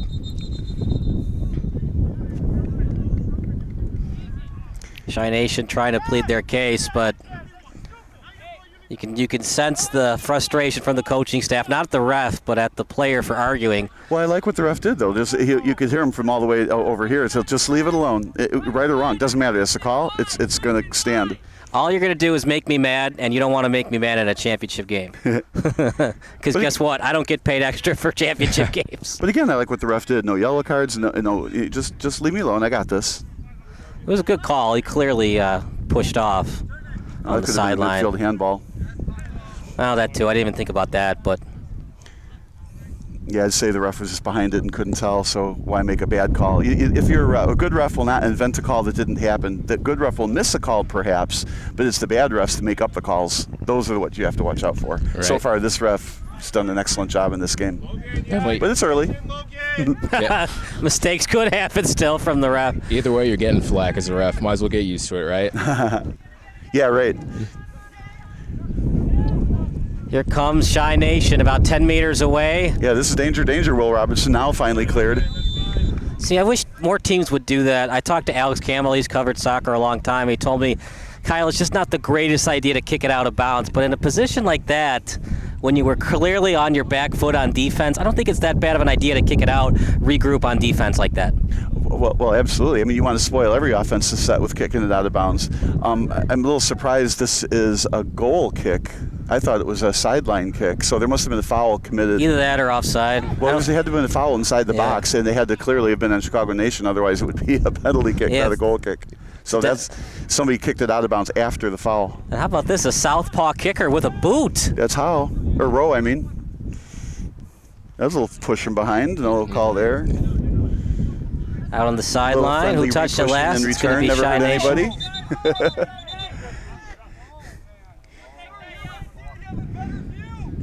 Yeah, well, we got that on camera, so we can play that back. Then you'll see the push. As you said, good fishing so far, Bob. As you said, it's early, but we'll see. Well, that was done right in front of the sideline judge who signaled in what the call was. Again, the communication is excellent. So far, I don't think you're going to blame this game on a referee call unless there's a penalty kick in the goalie box. Really, the story of this game, Bob, has been Rowe. Van Son had a clear goal on that header, and Rowe just... He read it well. You know. Maybe if that header went a little bit different spot on the net, it would have gone in, but Rowe was right there. But he also cut the angle down. I mean, it was only, 5 feet, if that, 6 feet away from the head. So it's pretty hard to get it around a goalie when the goalie is really tight to the player who hitting it with their head. He's got to run up the sidelines. I think they say you got to throw it in, not run it up. Yeah. I'd love to see the old flip and throw. We haven't seen that in this spring league yet. It's more of an MLS thing where they do the kind of flip and then throw it. It's pretty fun to watch. Yeah, my daughter's games, they see that a lot when some gymnast gets out there and throws it halfway across the field after a flip. It's pretty cool looking. It is. I'm not even that flexible, unfortunately. Can never pull that off. Centering pass taken by the goalie, Rowe. Got to try that, though. You got to try different looks on offense. The chances of that actually being successful, slim to none, but you got to try new things. Try to see if the defense is going to make a mistake. Well, as a coach, I'm not into slim and none. I'm like, pass the ball and make a connection. We're not trying to take maybes at the there's a handball. Yeah, I mean, but the best way you're going to score is in front of the net, right? That 90-degree angle. Right. Anything less than a 45-degree angle is pretty much an easy save for the goalkeeper unless he's screened. Yeah, absolutely true. I just don't like the idea of giving up the possession of the ball. You only get so many possessions per game. Everyone really matters, and this game really matters. I think what Shy Nation is also thinking, too, is because it's a championship game, the rest would love these teams to win in regulation, so we're at least going to get 5 minutes of extra time for each half. So it might be a 100-minute game today. Well, I don't know. I mean, the extra time is completely dependent upon how many times the game stops during play. True, that too, yeah. So, I mean, guessing 3, 4, or 5 minutes now, I mean, usually you see, 2, 3, or 4 minutes, but I mean, if there's an injury and the time keeps going and no play happens, then they'll get a longer, extra extended time. Game's been flowing pretty well consistently so far. I would be surprised if there's almost any extra time so far in this game. I just hope we get a clean winner. I'm not going to say that PKs is artificial soccer, but I don't know. It just doesn't feel like real soccer to me at times. I want it to be a real goal in the field, not a PK win. It's not just PKs either. I understand why they have the new extra inning rule for baseball, but I feel like it's artificial baseball. And the same thing with PKs. It just doesn't feel fully soccer to me, and the shootouts in hockey was kind of cool to start off with. Now it's just kind of artificial overtime hockey. Well, in hockey, you saw the penalty kick once a decade. Right now, you see him, every week. Yeah. Yep. The penalty shot for hockey, obviously, but there's always different ways that you can go about the game. I know hockey has changed their rules. Will soccer ever change the overtime rules? I don't think so, but... Well, that's one reason I like soccer, too. It's been a game around forever, and the rules have been the same, virtually the same forever. Yeah, definitely. It's a really great traditional game. They don't like to change the rules to keep the fans happy. They just like to keep it the beautiful game, and you got to respect that. Worldwide, fans are happy. I mean, this is a wonderful game. True, yeah. It's the U.S., I think, that wants more scoring. Yeah. Well, you know how MLB has had rule changes, NFL, NHL. Sure. You just don't really see that for MLS and Premier League and Champions League. It's always going to be the beautiful game, the same game we've been playing for 300 years. Good lead pass. Here comes Capitanos. Yeah. But he did a good job not being offsides. I was looking at the far side for the offside signal, and there it gets kicked out of bounds. So it'll be his Chicago Nation's ball again. Bob, what are you trying to do on a play like that to make sure you stay onside? Yeah, right. You want to take a little bit of a run toward the defender. You have to be in front of the defender when the kick occurs. And then if you've got a head of steam that the defender doesn't have, and then the ball gets kicked behind the defender, you've got the ball with a head of steam and the defender is still catching up to you. If you both start at the same time, you're both going to get to the ball at the same time. So the trick is to get a little bit of a head of steam first before you get the pass. Before the pass is kicked. Because it's at the instant the ball is touched, who is closest to the net is what determines offside or not. Definitely, you got to try to volley that in. Dizdarevich, very high. If he had gotten that on net, Bob, I still think Rowe would have saved it, but Dizdarevich kicking himself for at least not getting it on net. Well, and the trick there is you got to keep your toe pointed down to keep the ball going from kicking a field goal. You got to get that toe down, and it's hard to do when you're behind the ball. You have to get on top of the ball and in front of it and keep that toe down. Then you can get a kick that's high near the crossbar as opposed to a turnover. Marcel, what are you seeing on defense from Chi Nation? Bavarians having trouble getting those shots from that 90-degree angle in front of the net. Definitely. I mean, obviously, we said throughout the game they've been very comfortable staying back. But when they drop back, you can tell they drop back in numbers. Even the offensive forwards here, they're dropping back here and helping support their outside backs here. And because of that, this is why they're able to counter here. Out to the sideline, Chi Nation. Both teams looking for the first goal of the game. Well, and when we have seen Bavarian attack, it's been on the outsides. It hasn't been in the middle, to your point. That 90-degree shot, as you were speaking of, Bavarian's getting downfield okay on the sides, but not into the middle. I still like to see them. There's an interception. I still like to see Bavarian with short, quick passes and not avoid the middle. Best way to do that would be creativity, quick passes, spread out, change up your passing lanes. Yeah, those little triangles. And coming back to your point, Kyle, about this Chi Nation defense, they also have very high press. You can see the outside backs come up very high to defend when the outside forwards for Bavarian have possession, which is another reason why they're able to counter so quick like they are here. That's a good point. Oh, a little over this will go out of bounds and be Bavarian's goal kick. That's a really hard kick to head. That was a straight line drive kick. I think if Isaac Sutton would like to do that again, I think he'd want to get a little bit more air on it, keep that up in the air, help out his teammate to get that on net. But probably just a little bit behind the ball, just like that goal kick earlier, the shot that went over the post. You got to stay a little bit on top of the ball to keep the ball from going into the air. But he only missed this, half a foot, maybe? Missed that? It was a good idea, just a line drive kick like that. It's so hard to head when it's soft and up in the air. Obviously, the defender can head it too, but at least your offensive player has a chance of getting it as well. Yeah, some basketball hops would have helped right there. But. Or just simply a taller player, right? Yeah. But the rest of it is, if it actually hits you in the head, the dad in me says, ouch. Oh, absolutely. Yeah. Prefrontal cortex definitely shaken up. It's always good to play multiple sports. Akeem Olajuwon was a great soccer player before he came to the NBA. We all know how great Pat Mahomes was as a baseball player. You know, always play different sports. It gives you different arm angles when you throw the ball. It teaches you different skills. It's not a terrible idea for your kid to play multiple sports. Absolutely. One of those players, including in the NBA, Kyle, Joel Embiid, huge fan of soccer before he started playing basketball in his teenage years. Half the times during warm-ups, he's juggling the ball. Tom Glavine's friends say that Tom Glavine was actually a better hockey player than he was a baseball player. They might have been kidding, of course, but they say he was a heck of a hockey player. That's the centering pass. And another goal, a corner kick, I'm sorry. Again, Bavarian has to take that right foot shot away from the right side of the field, so they have to center it back with their left foot. They don't want to give up these corners. This is what, fourth corner now? Yeah, fourth or fifth now. Yeah. It's, analogy to other sports. You don't want to let the dribbler take the baseline. I think that's true with soccer. When you're trying to center with your right foot on the right side, you got to make sure you're steering that ball into the field rather than the corner kicks. Absolutely. Here comes the corner right now for Chi Nation. A little too far post. A little too far post. Yeah, to your point, Bob, what Bavarian needs to do is force Chi Nation to shoot from a tough angle. Don't give up corner kicks. Fakes the shot. Another attempt. Rowe again! Save. Now, again, the goal, first off, another great save by Rowe, right? But well done by the referee. He could have called perhaps a foul over on the Bavarian team, but Chicago Nation had an advantage. In fact, it was a terrific advantage, as evidenced by that shot that almost went in on the near post. But that's fifth save by Rowe. That's just been outstanding. Now we got a corner kick from the other side. These corner kicks can wear on you. One of these is going to go in. That'll be the game. Samir Gahiasi on the shot attempt. Two great pump fakes and then got it on net, but Rowe was there to defend. Again, I think if Bavarian, you got to scout this team. Well, here's the center. Scout this team a little better and figure out who needs their left foot. Because if you could have steered that guy back to the left foot, you wouldn't have had to make that save. The good news is, Bob, they've got Rowe between the pipes, so maybe the new strategy is find a way to score one, and then Rowe will do the rest.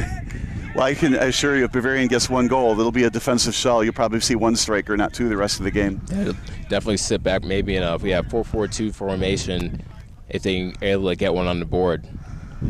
As this game continues, Bob, and Rowe continues to make saves, and it continues to be 0-0, will Chi Nation feel the pressure a lot? Like, what do we got to do to score? Are we ever going to win this game because Rowe's at goalie?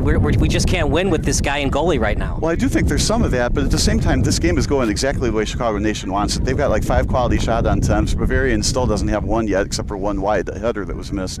So right now, Chicago Nation is absolutely in the driver's seat. So I don't think if I'm Chicago Nation, I would get upset or do anything unnatural for them. No frustration? You don't feel a little bit mad that you haven't scored yet? Well, it's going to happen with some player. We'll call that a shot. Pretty weak one, though. An easy save by Peru Demenekai. Yeah, sometimes you never know. Maybe the goalie's got something in his eye and doesn't see it. Well, you can't score unless you shoot. Right. Now, that's not necessary. Yeah, I think the possession of the ball is more important than kicking it into the next zip code. Yeah, agreed. Ambitious attempt, to say the least. Yeah, and he had the wrong spin on it. Well. All right, so we got a different ball. Last time we were here, we had a kid that used to shag all those balls out there. Yeah, on a play like that, you want to stop it and probably kick it back to your midfielders and reset. An ill-advised shot like that doesn't help anybody. Right, but the shot before it was a really nice shot, that 90-degree angle you were speaking of, and the goalie saw it all the way. He's a good goalie. He's not going to make that, let that go in easily. Yeah. But I like the, they haven't had any quality shots at the goal. That one was a quality shot, even though it was a little bit further away. You said weak. It was far away is why it didn't have as much zip as you might. I would have liked to see him go to the other corner. Top shelf now, easier said than done, obviously, from 25 meters away. Here comes Sutton on the attack. Oh, he's tripped from behind. You're going to get another free kick from here. This might be yellow card. Yeah. Yeah, he got the yellow card. We talked about when to be aggressive. The defender was coming back to help him out on the play. Bob, you just don't need it because he had help. He had over-the-top coverage from his defender teammate. No need to go for the yellow card like that. Regardless, though, great pace by the outside back, number 1 there for Chi Nation, getting down the byline and cutting in to possibly get service into the box.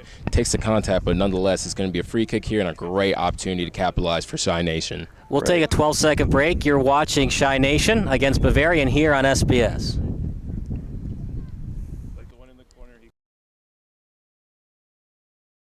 This is Sports Broadcast Solutions, a broadcasting network for everyone. Check us out at sportsbroadcastsolutions.com and become part of the digital sporting world.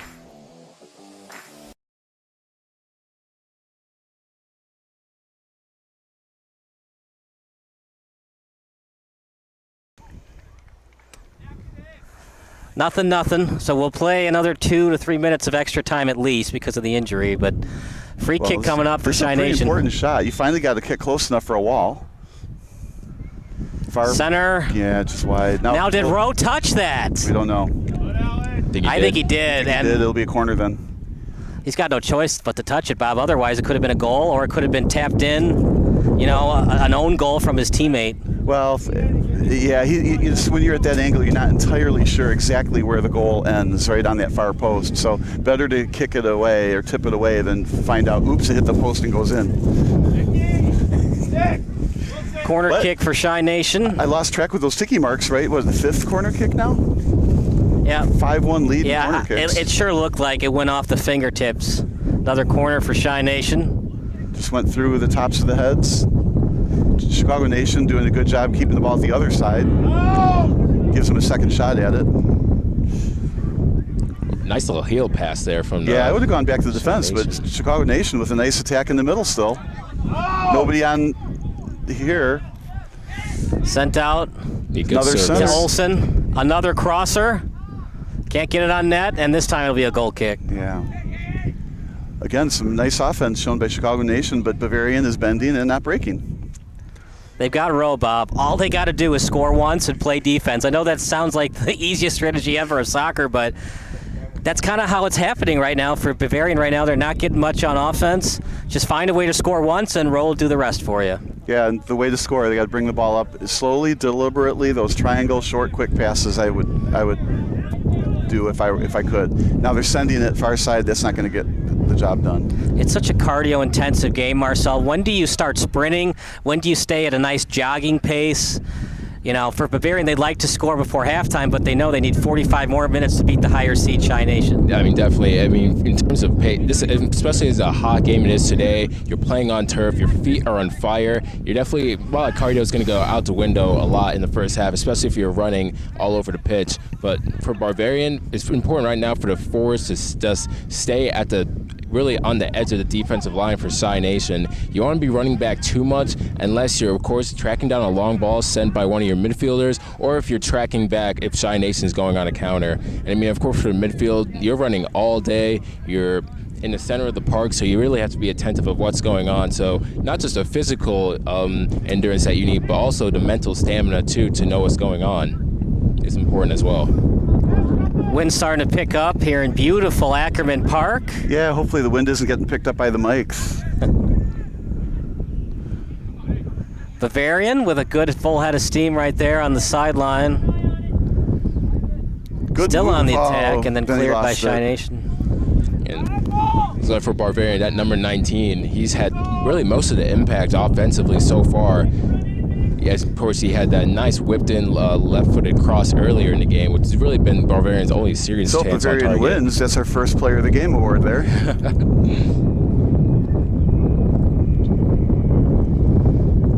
He's also deceptively fast as well. I mean, really sifted through the field easily. I don't think they expected him to do that. I mean, that was really nice footwork. Long throw in center. Let's see what happens here. And it's going to be headed out to the goal line. Who touched it last? It was Bavarian. Goal kick coming up for Demenegai, and one of the fans has to get off his nice seat on a hill and get the ball. Perfect seat over there, though. I wonder how much you had to pay to get that grass seat. Definitely right. That's what you sign up for if you're going to be up there. Right. Yeah, right. Just a beautiful complex here in Glen Ellen. They have some beautiful parks in Glen Ellen. We were at Village Green last summer for the WSBL Championship games. Now we're at Ackerman for the championship game for the UPSL. Oh, great through ball. If that's onside, this is real trouble. Yeah, okay. Now, you have to wait to blow onside. The line judge signaled onside, but you have to wait to blow the onside until the player actually gets it, because the player can choose not to play it, and then the onside is waved off. Or the offside, is waved off. So a lot of the players were all screaming, offside, offside, offside, but you have to wait for the guy to touch it before it can be called. If you're Bavarian FC, you need to keep track of those through balls. That's split right between the midfield and the defensive back line. Yeah, arguably on that defensive line, a little bit better communication before the guy booted the ball. They might have moved up and caused the offside right away. Now, did they do that? It looked to me like they were still chasing the Chicago Nation players. Yeah, they definitely were. I mean, definitely weren't moving up to try and get the offsides trap. Now, this is going to be a far side throw-in against the wind. Let's see if he can center it again. No cartwheel. But really strong arms. True.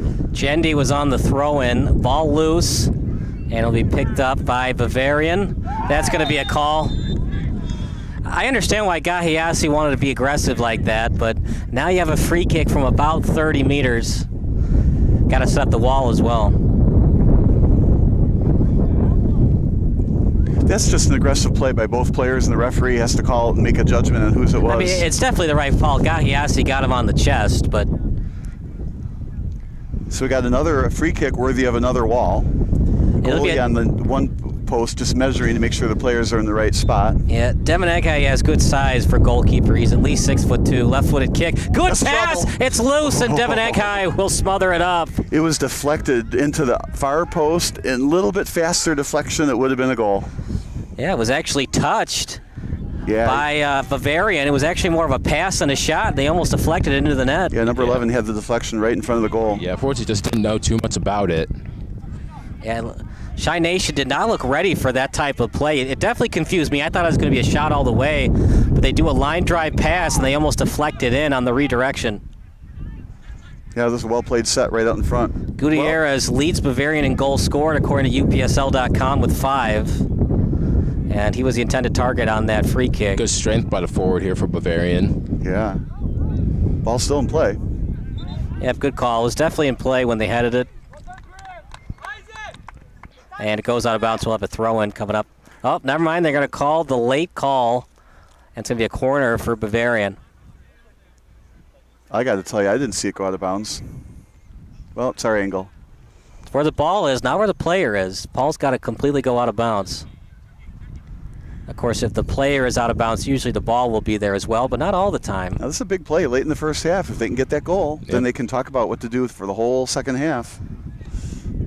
Good corner. Just a little bit too much on it. Ball still live. That's trouble. Oh, okay. Volley chance. And they don't have Wayne Rooney on this roster. Only Wayne Rooney could make a backward bicycle kick like that. We got another free kick coming. You know, Bob, I don't know about that. I think I would have played advantage. Bavarian was about 3 meters away from the goal, and they had a chance for a crosser. You'd have to have one heck of an advantage call to not take a free kick from here over that. I get it. It looked like they had a 2-on-1 possibly for a crosser, but it would have been a tough crosser for the volley goal. This is, again, absolutely a golden chance right out in front of the goal, just like the last one where they deflected. Let's see if they run the same place instead almost worked, or if they do plan B from here. If Cy Nation was paying attention, they better be ready for this one. But if not, they're probably going to try and chip it maybe towards the back post as they have a few players lined up on the edge of the 18-yard area.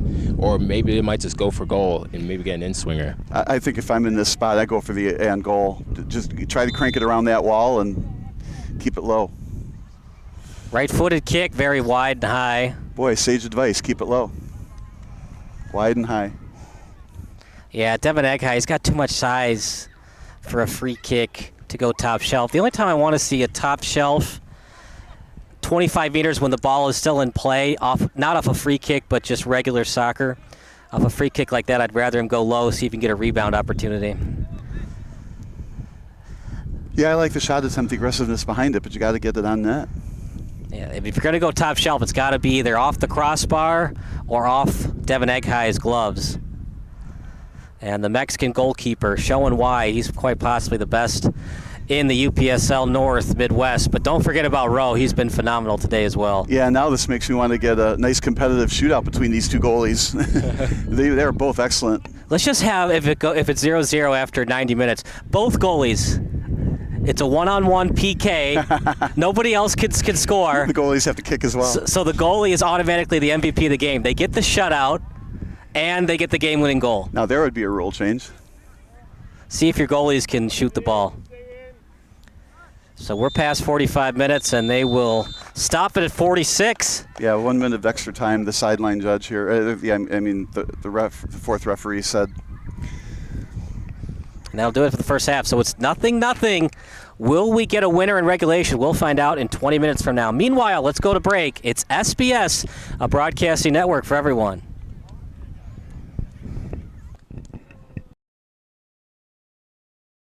Sports Broadcast Solutions is a broadcasting network for everyone. Let SBS broadcast your sporting event. We have experience and can generate excitement and permanent digital memories for your team. Tonight. That time, finally a goal for the Stampede! We have professional videographers using high-definition modern-day cameras, color analysts, and play-by-play announcers with state-of-the-art, classy graphical scoreboards to keep you updated. Plus, we have commercials to advertise your team, club, or sponsor, and us. Plus, we do pregame and postgame interviews. Hi, everybody, and welcome to the postgame show brought to you by Marion Central Catholic. My name's Kyle Smith, but my name doesn't matter. These young ladies matter. It's senior night as the Hurricanes win a battle down the stretch, 48-46. Hi, I'm Carrie Kramer. I swim 50 breast, 50 free, and 100 back. Whatever your sports broadcast needs, we are at sportsbroadcastsolutions.com. Check us out and become part of the digital sporting world.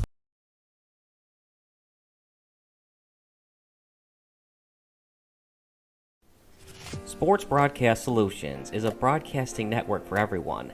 At SBS, we offer a professional broadcasting experience for the non-professional athlete.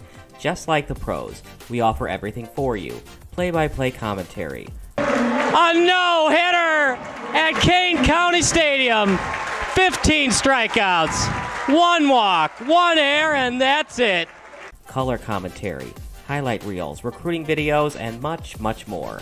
Unlike our competitors, we zoom in on the action and always have a live scoreboard with a live time code.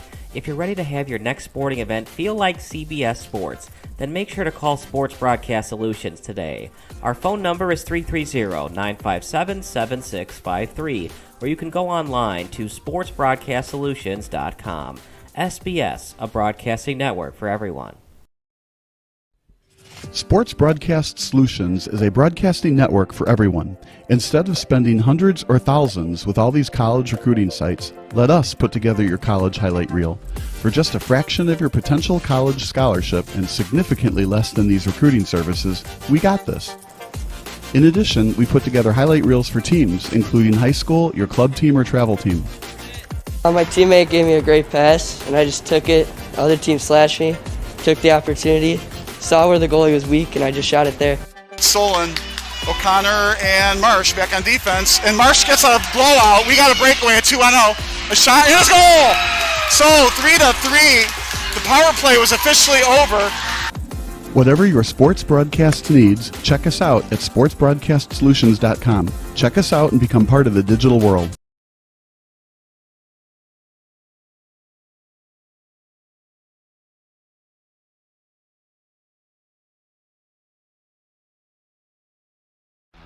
Missing your child's sporting event just plain stinks. But you don't have to worry about that anymore, thanks to Sports Broadcast Solutions. SBS is a live broadcasting network, as well as covering your on-demand needs, recruiting videos, highlight reels, and much, much more. We can broadcast live to any website, and we also post as much on-demand content as you need. For more information about SBS, check out our website at sportsbroadcastsolutions.com. Sports Broadcast Solutions, a broadcasting network for everyone. Sports Broadcast Solutions is a broadcasting network for everyone. Let SBS broadcast your sporting event. We have experience and can generate excitement and permanent digital memories for your team. Tonight. That time, finally a goal for the Stampede! We have professional videographers using high-definition modern-day cameras, color analysts, and play-by-play announcers with state-of-the-art, classy graphical scoreboards to keep you updated. Plus, we have commercials to advertise your team, club, or sponsor, and us. Plus, we do pregame and postgame interviews. Hi, everybody, and welcome to the postgame show brought to you by Marion Central Catholic. My name's Kyle Smith, but my name doesn't matter. These young ladies matter. It's senior night as the Hurricanes win a battle down the stretch, 48-46. Hi, I'm Carrie Kramer. I swim 50 breast, 50 free, and 100 back. Whatever your sports broadcast needs, we are at sportsbroadcastsolutions.com. Check us out and become part of the digital sporting world.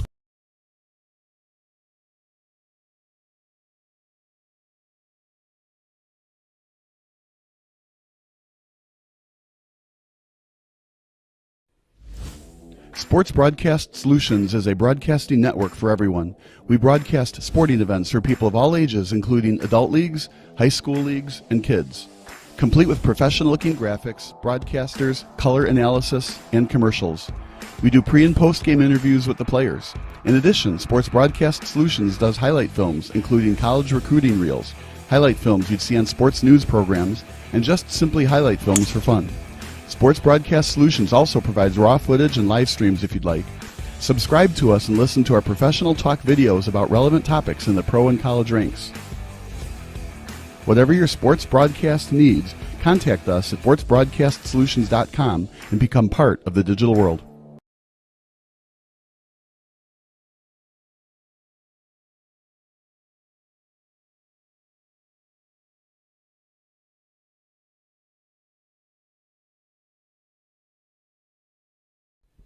Sports Broadcast Solutions is a broadcasting network for everyone. Instead of spending hundreds or thousands with all these college recruiting sites, let us put together your college highlight reel. For just a fraction of your potential college scholarship and significantly less than these recruiting services, we got this. In addition, we put together highlight reels for teams, including high school, your club team, or travel team. My teammate gave me a great pass, and I just took it. The other team slashed me, took the opportunity, saw where the goalie was weak, and I just shot it there. Solon, O'Connor, and Marsh back on defense. And Marsh gets a blowout. We got a breakaway, a 2-on-0. A shot, and a goal! So 3-3. The power play was officially over. Whatever your sports broadcast needs, check us out at sportsbroadcastsolutions.com. Check us out and become part of the digital world.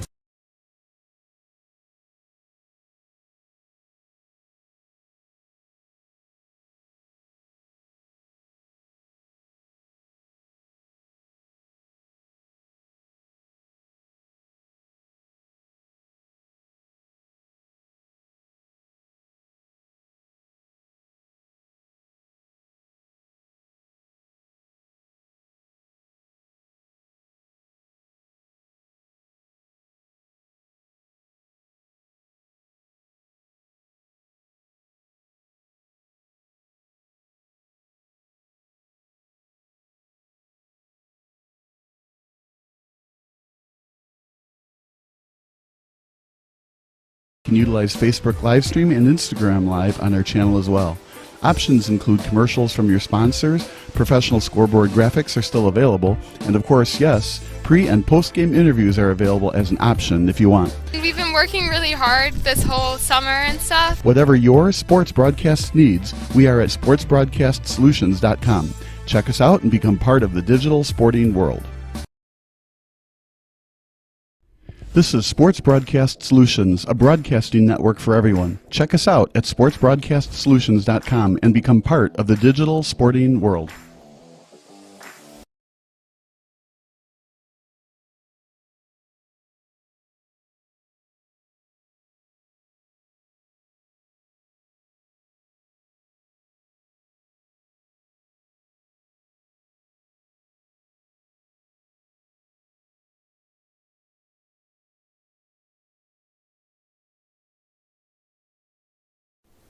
Sports Broadcast Solutions is a broadcasting network for everyone. At SBS, we offer a professional broadcasting experience for the non-professional athlete. Just like the pros, we offer everything for you. Play-by-play commentary.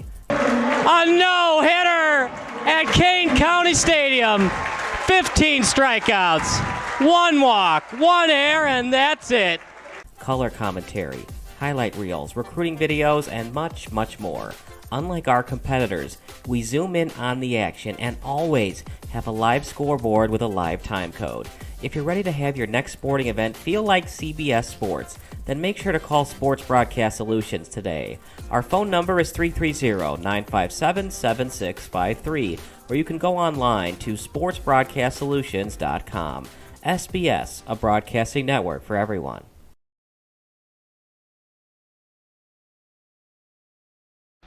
Missing your child's sporting event just plain stinks. But you don't have to worry about that anymore, thanks to Sports Broadcast Solutions. SBS is a live broadcasting network, as well as covering your on-demand needs, recruiting videos, highlight reels, and much, much more. We can broadcast live to any website, and we also post as much on-demand content as you need. For more information about SBS, check out our website at sportsbroadcastsolutions.com. Sports Broadcast Solutions, a broadcasting network for everyone.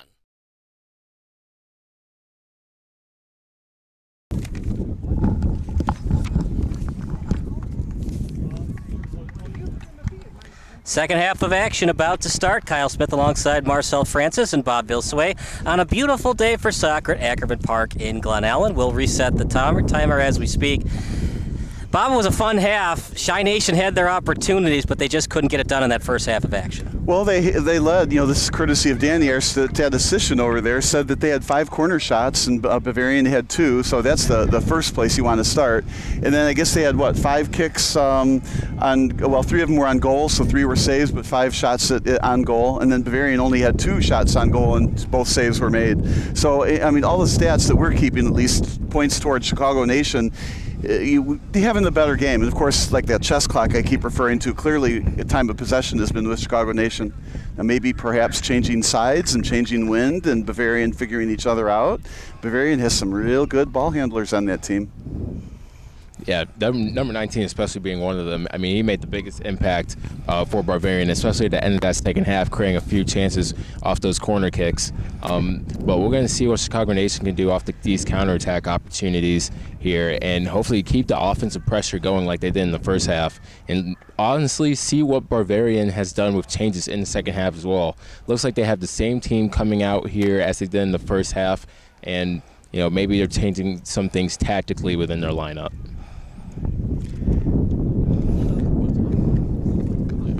Never mind, they did have 1 sub, so maybe they can be the impact player, but we'll see. It was nice that the coach was listening to you, though. It says he's interested in what you have to say. Indeed, very thoughtful, very thoughtful, that Bavarian coach. Yeah, we'll get the scoreboard updated in a second here. It's 0-0 as we're about to start the timer, so the timer will be about 50 seconds behind, but here we go, second half of action. Let's see if Bavarian can score and have Rowe do the rest. I know we said that a lot during this broadcast. We just haven't seen enough on offense from Bavarian to counterattack the defense that Chicago Nation can do. So I think for UPSL and Bavarian United SC, just find a way to score and just trust in your goalkeeper to do the rest.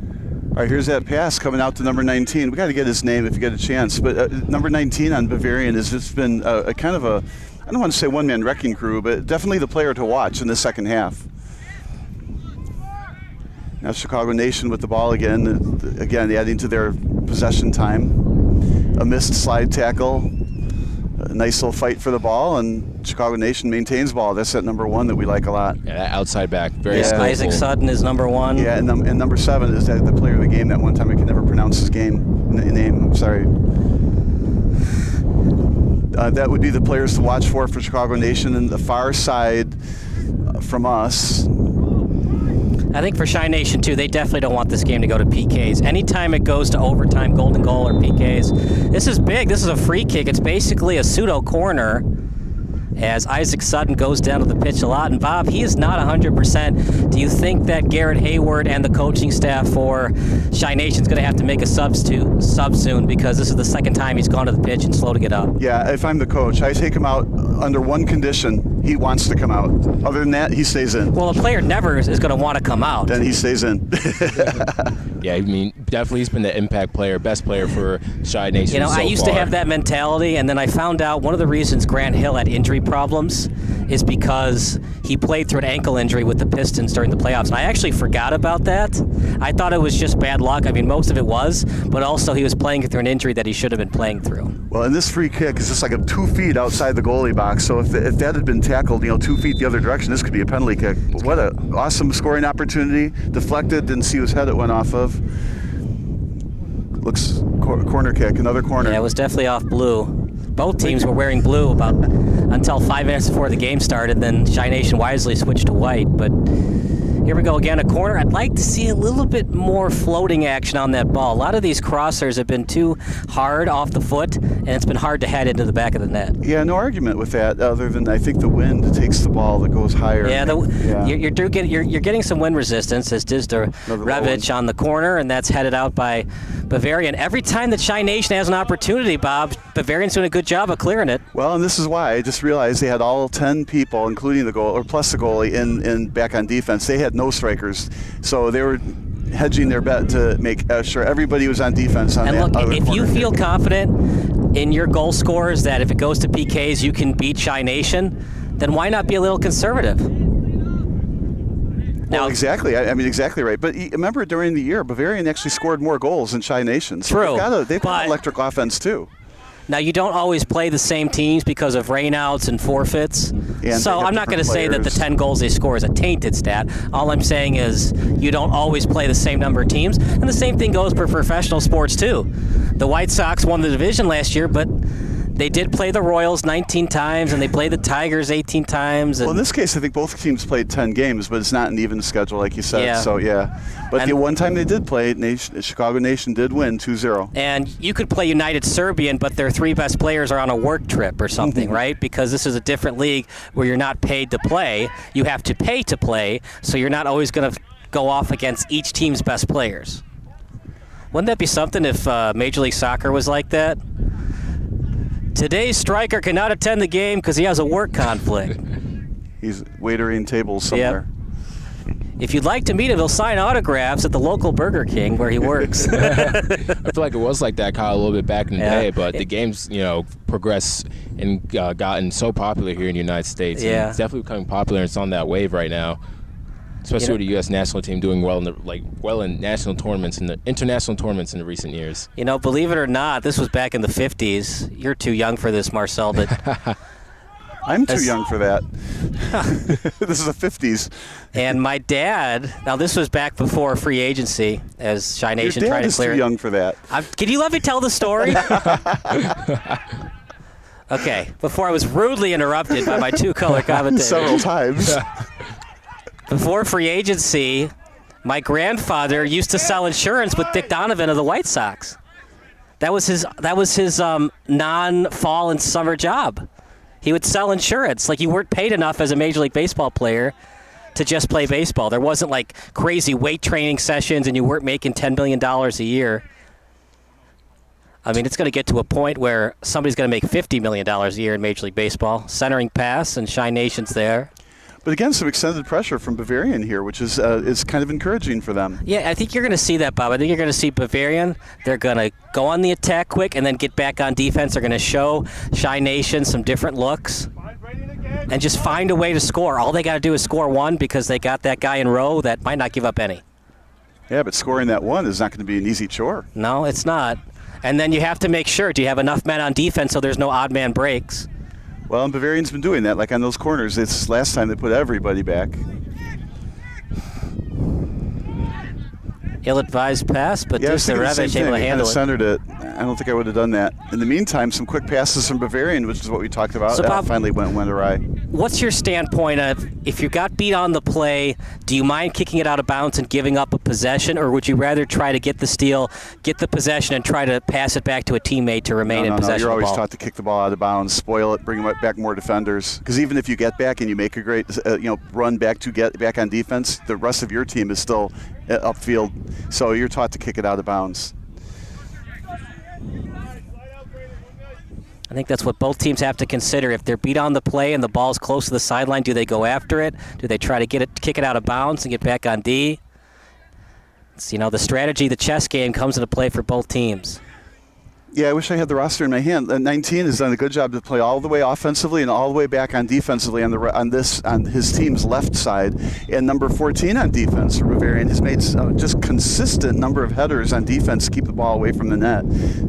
Starting to pick out the players who've done good jobs here for Bavarian. Now, is this a corner kick? Yeah, corner kick. So. Another. What did we had 5 in the first half for so this is 2 more Chi now. Nation, so that's 7 total in the game for Chicago Nation FC.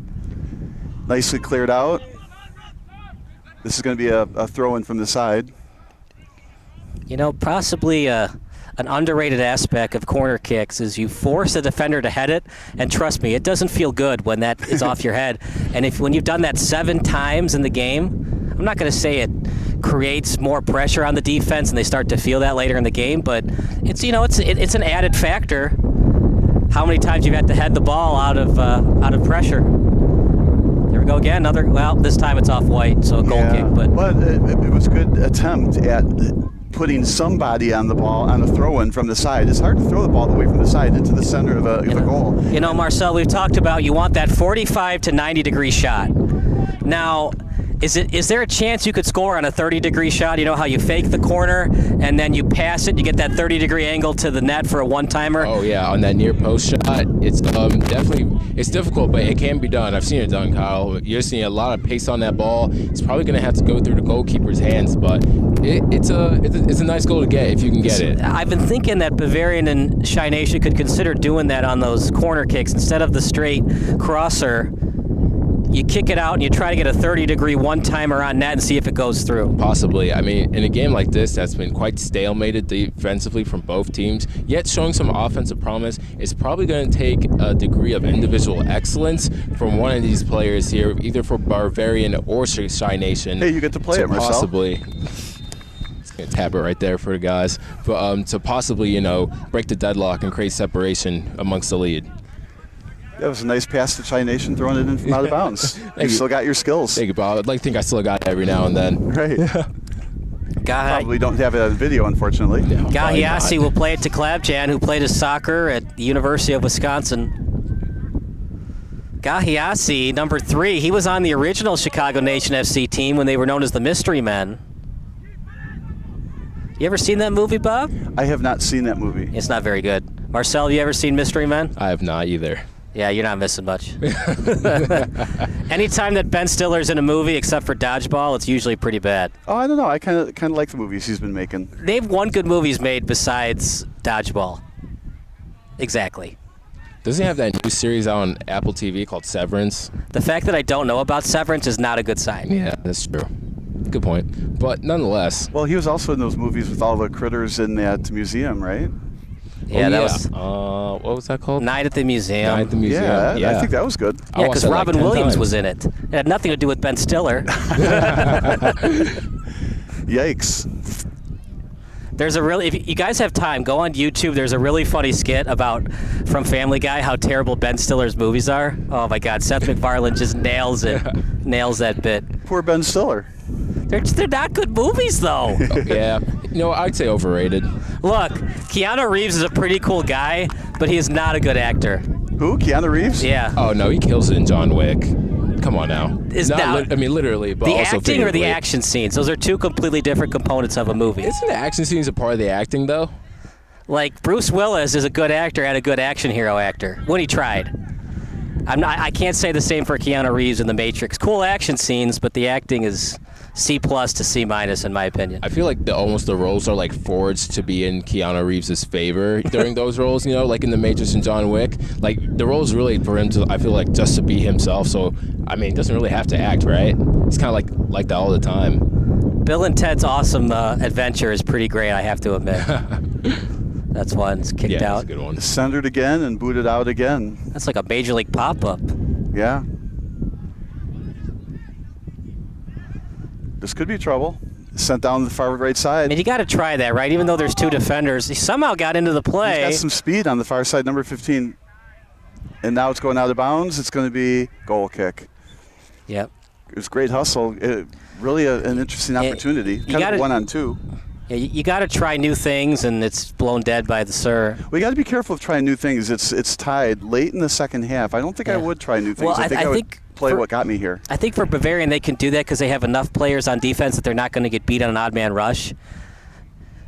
But you got to find a way to score, Bob, because nobody wants to be nothing going into penalty kicks. Yeah, I think both teams have to work hard to get the ball on the far left side. It's odd to think that both teams are left-handed in nature, but I feel like both teams are left-handed in nature. Get the ball deep on the left side and let some speed take over. Yeah, definitely release some of that speed by switching the field. Yeah, the wind, let's see, is there a flag? Where's that flag? Looks like a crosswind still, so it doesn't really help anyone, which is good. Because then there's not the whole second half I'm with the wind, for example. We're still early on in the second half, so no need to panic on offense for either team. But yeah, start getting your sound bits for the shootout part of this game. Come on, Bob. Penalty kicks. This isn't hockey.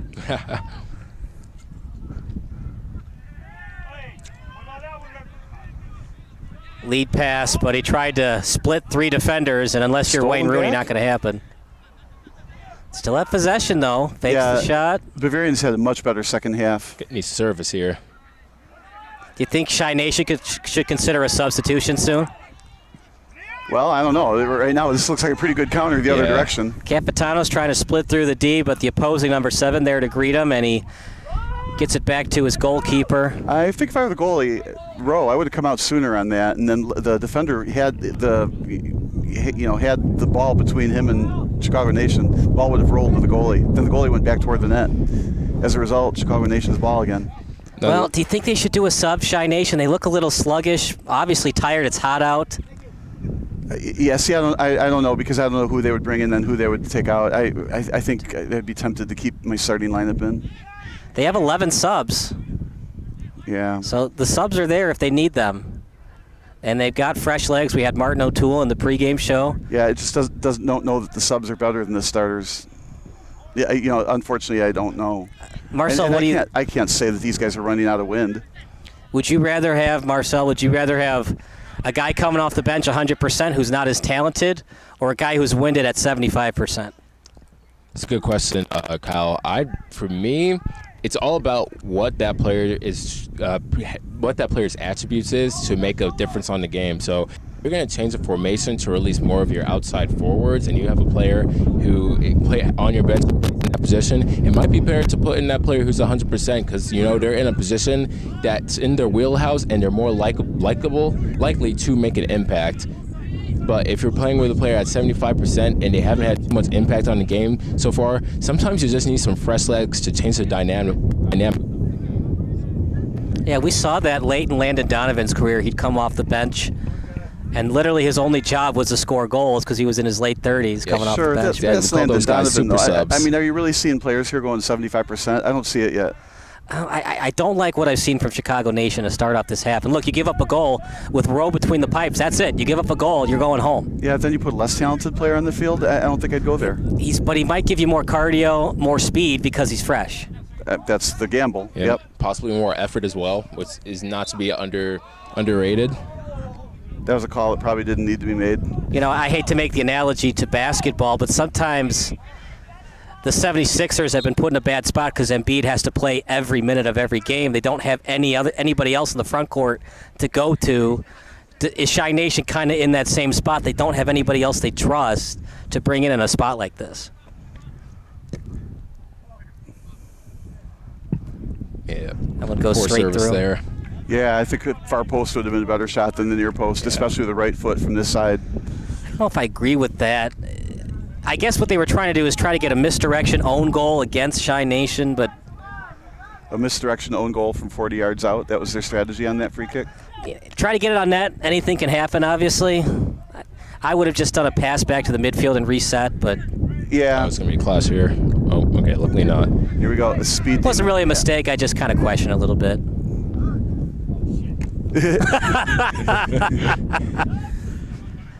You can say that when you're not on the air, but when you are, the FCC doesn't like that word very much. Yep. Well, maybe the mics didn't pick it up. I watched it live. All right, here we go. 19 with the ball. He's danger. Short, quick passes. Stopped. Yeah. I like where they were headed with that possession, though. Marcel, what do you think? Do you think Shy Nation is frustrated? All those attempts they had in the first half, and it's still nothing? Yeah, they must be frustrated. I mean, they've been trying to break down Bavarian's defense back line for quite some time now. I mean, in the first half they had those opportunities on the set pieces, but so far they just haven't had an answer. They might start to get a little frustrated, but they're still creating some good opportunities as they did right here in the box, but it's going to be a foul for Bavarian FC. Looked to me like Chicago Nation had a clear shot at the far post, but obviously the defender got in the way. I mean, we've talked a lot about Rowe, but let's give some credit to this Bavarian defense. They have forced Shy Nation into some tough looks. The only time that Shy Nation has had decent looks is off corners, and possibly off free kicks as well. Anything regular 10-on-10 soccer, Bavarian has shut down Shy Nation most of the time. Well, both teams are very stingy on defense, and we're seeing it here. Well, the good news, if it goes to PKs or golden goal for Shy Nation, this is their home turf. They know this turf more than Bavarian United. Do you think that matters on penalty kicks? It doesn't, but at least it's your home turf, so if there's any kind of advantage, you would know about it. True. Might be a little psychological impact, Kyle. You do have a good point, but when it really comes down to it, it really is who has the guts to go up, to go take a penalty kick, and who's confident enough in their ability to finish. Well, and like we said earlier, does the coach know who those best 5 shooters are? I mean, you have to practice that in practice. Hopefully they do and they know. Well, according to Garrett Hayward, they work on that a lot. And they did a lot the last couple of days, so they knew this game might go to PKs. They're doing that again.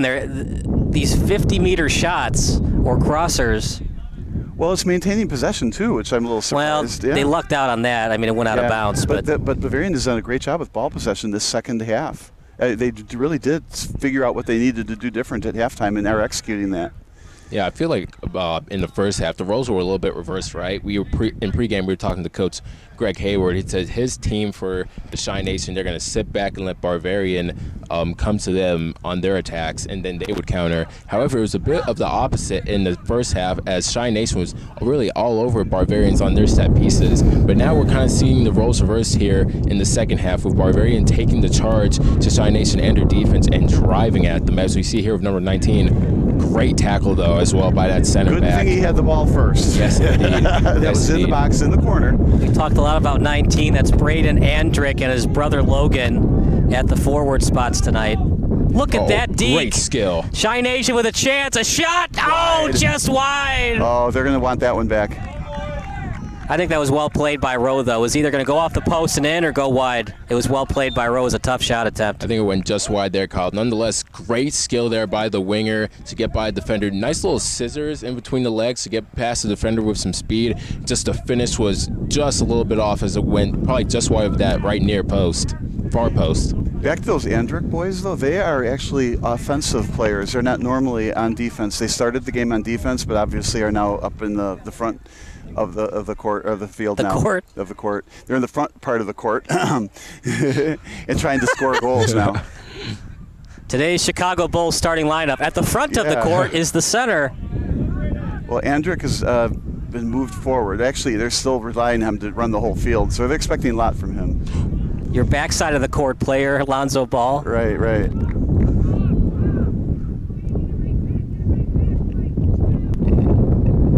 But he might feel a lot more at home on offense. So again, with maybe a little bit of a tired defense on Chicago Nation's side. Now this time he's back on defense. So he was just making a run earlier. He still is on defense. He's made a run on offense is all. We're now at the give and go into the middle. Almost. I'm impressed, Bob. These guys got to be tired. It's past 66 minutes. We haven't seen a sub yet. We're not seeing any lazy plays on defense. No, you have to earn it for a goal tonight. That's why I'm not an advocate of putting the bench in. You're just not seeing any lack of hustle. Nice little reverse pass there on the wing. Right, there's a couple of give and goes in a row. This, if it connects, they still maintain possession. What's this, offside? Yeah, offside. Offsides. That's too bad. We just got to put a blue line instead in soccer. Get rid of this offside rule. Just have a blue line. But again, as you said, guys, it's been both teams must be tired. It's been a very physical game, no subs at all used, and it's been very fast-paced as well for both teams as they're both countering each other really back and forth here in the second half. Yeah, it's really opened up. Yeah, and it's hot out. True. Yeah, not as hot as we got last week, but still pretty hot nonetheless. Well, Wozniak had a chance to cross it, but he couldn't get it on net. And here we go, another goal kick for Rowe.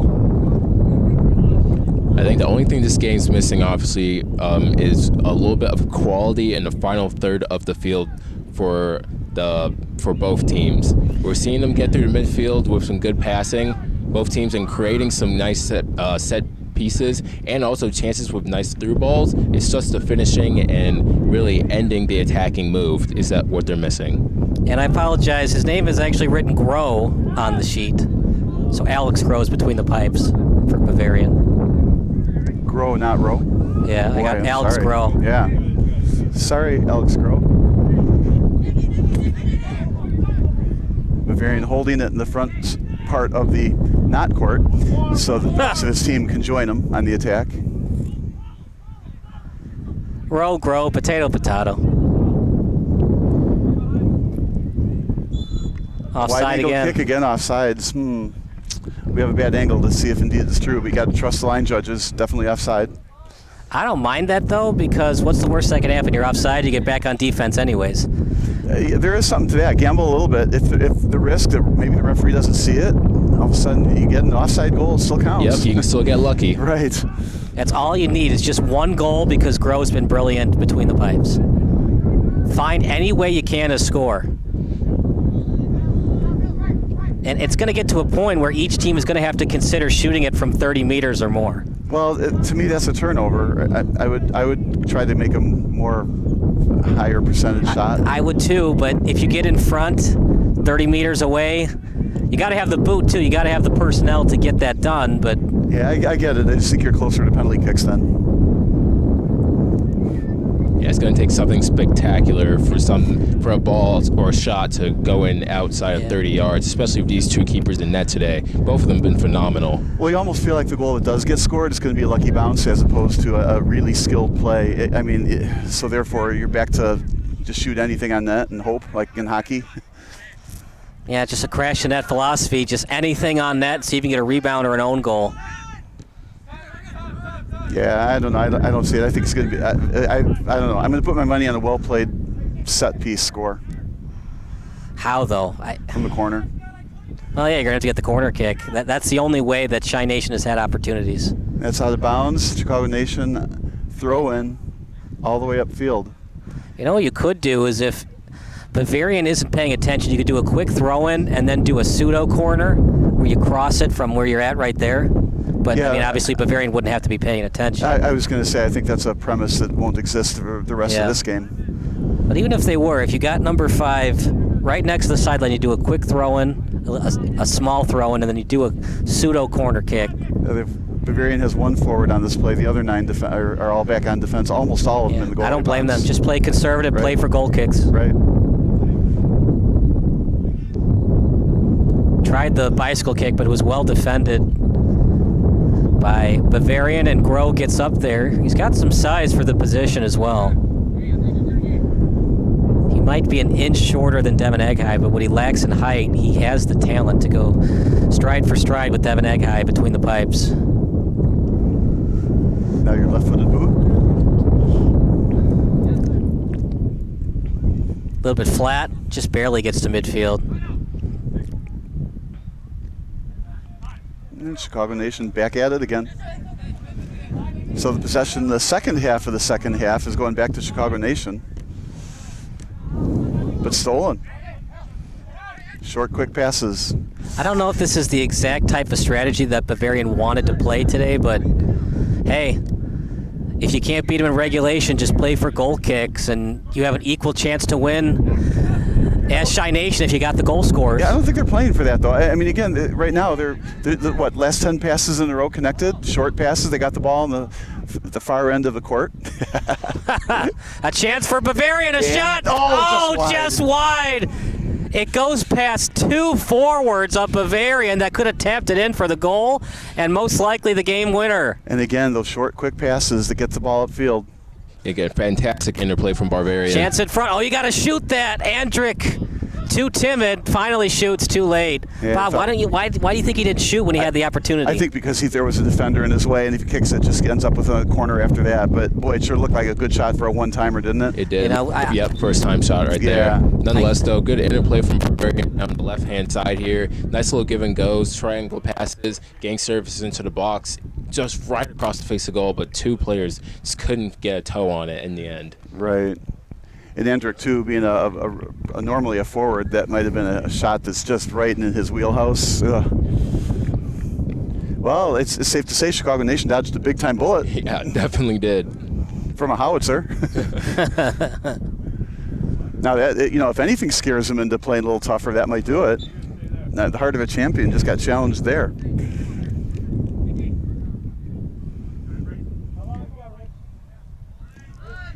And he had to come all the way up from defense. The only way you can do that is if you bring the ball up slowly with short, crisp passes. If it's long sends, you can't vacate your defensive spot to join the offense. Marcel, do you think Devin Eghai from Chi Nation has seen enough action where he'll be ready for the PKs?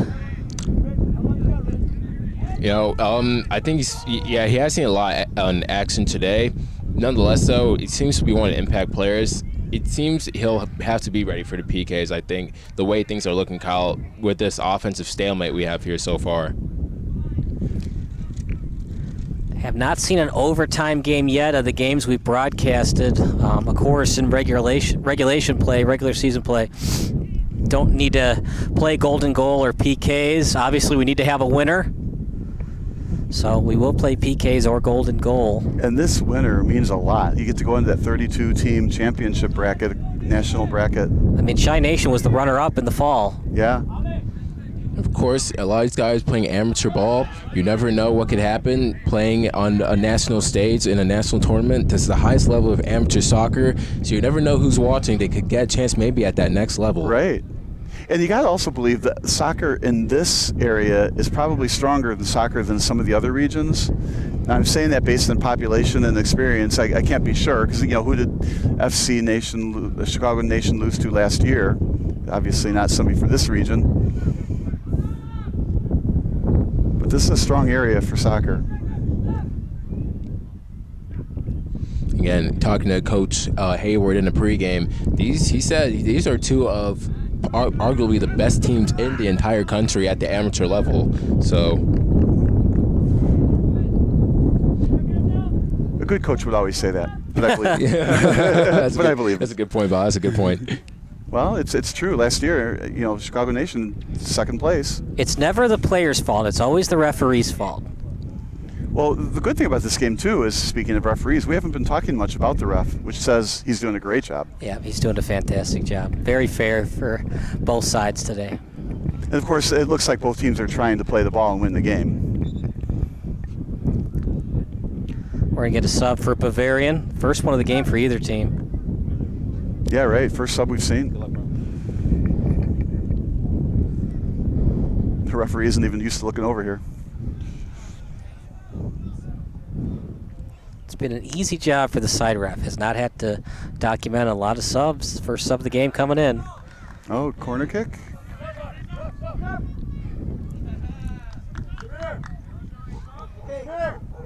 Oh, 2 subs now. Van Son will enter the game. So Van Son did not have the header earlier.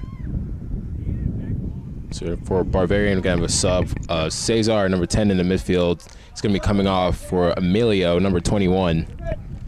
Emilio Toscano into the game, the midfielder for Bavarian SC. Van Son into the game for Chicago. Yeah, very tall Van Son. 6'5". He's from Benedictine University. Yeah, perfect timing on a corner kick. Yep. Another corner. It's a good one. And a chance. Just went wide. Had it. Try it again. And Danny, that's our 3rd corner kick? Yeah.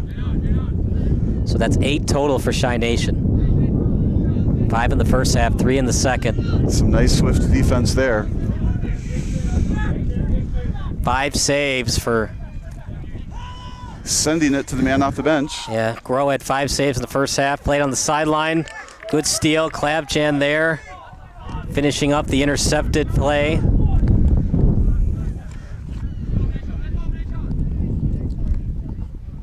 Klabjan again with it. He's looking for Wawazi. As Wawazi sends it over to the sideline. It was partially touched by Olsen. And then played by Maley. Over to the boundary as they'll regroup at the midfield. Dizdarevich will play it. That's a Bosnian heritage name, if you were wondering. Sounded like you took the Alex Trebek School of Pronunciations right there. I don't have to know what I'm doing, Bob. I just have to sound like I know what I'm doing. Yeah, Van Son should be playing a little power forward, not soccer. Big guy out there. Yeah, for my soccer fans out there who know, he reminds me a little bit of Peter Crouch of England. Played for Stoke City, Liverpool, some big clubs over there. If you know what I'm talking about, then you know. But that height definitely resembles him a lot. Sure enough, he's playing center forward where he can get his head in the box off some service. Well, you got to try that. I mean, you got to get something on net. It was easily to block, but... I think something's going to blow over here soon. Not sure what, but something. The wind is like a gale force right behind us. Feels good, though. It's been a hot day in Chicago. Well, it's keeping the players cool on the field as well. And the Sox finally won today. They had lost 3 in a row to the Orioles previously. Steve Stone's old team. Van Son. Yep, that was the team he played for when he won the Cy Young. Van Son had it briefly. You know, he's been involved in a couple offensive plays here. He's a little bit danger, I think. Well, they definitely want him in the game for his mere size. He's not 100%. He's dealing with an ankle problem. Both players fell. Let's see what the call is on. It's going to be a foul on Bavarian, so we're going to get a free kick right here from 2 feet outside the box. This is another golden opportunity. Again, we'll have a shield of about 4 or 5 people. This is maybe the best opportunity of the game. All right, Marcel, do you try to break through the wall or do you try to set it up for a one-timer? You know, you might want to try and set up for a one-timer here. Possibly what we could see is 2 players for Chi Nation in the backfield. One lays it off with a little tap to the other player and tries to hit it right through the wall, possibly to the near post of the Bavarian keeper. Referee! But at this angle and how close you are to the goal, you're definitely going to be looking at going directly on target here, getting a shot off. And it looks like number 9 for Chi Nation is going to maybe try and hit it with an outswinger around the wall to that far post. Well, we had Chicago Nation Cramp come off the field, a new player coming in. Richard Olsen out, Matt Conti in. Here we go. Try to go straight through, off the crossbar. You know, played well by Groh again, though. All he had was the crossbar or nothing. Was played well by Groh. What a great kick, though. But, yeah, it just had to be a little bit better of a great kick. He would have needed a perfect shot. In fact, it probably would have had to hit the crossbar and in because Groh is so tall and he plays the position so well. If you're going to go high like that, you probably would have had to deflect off the crossbar and in. Yeah, well, that was clearly the shot to take. if you score on Grow tonight, you better keep the ball as a souvenir because it ain't going to happen a lot.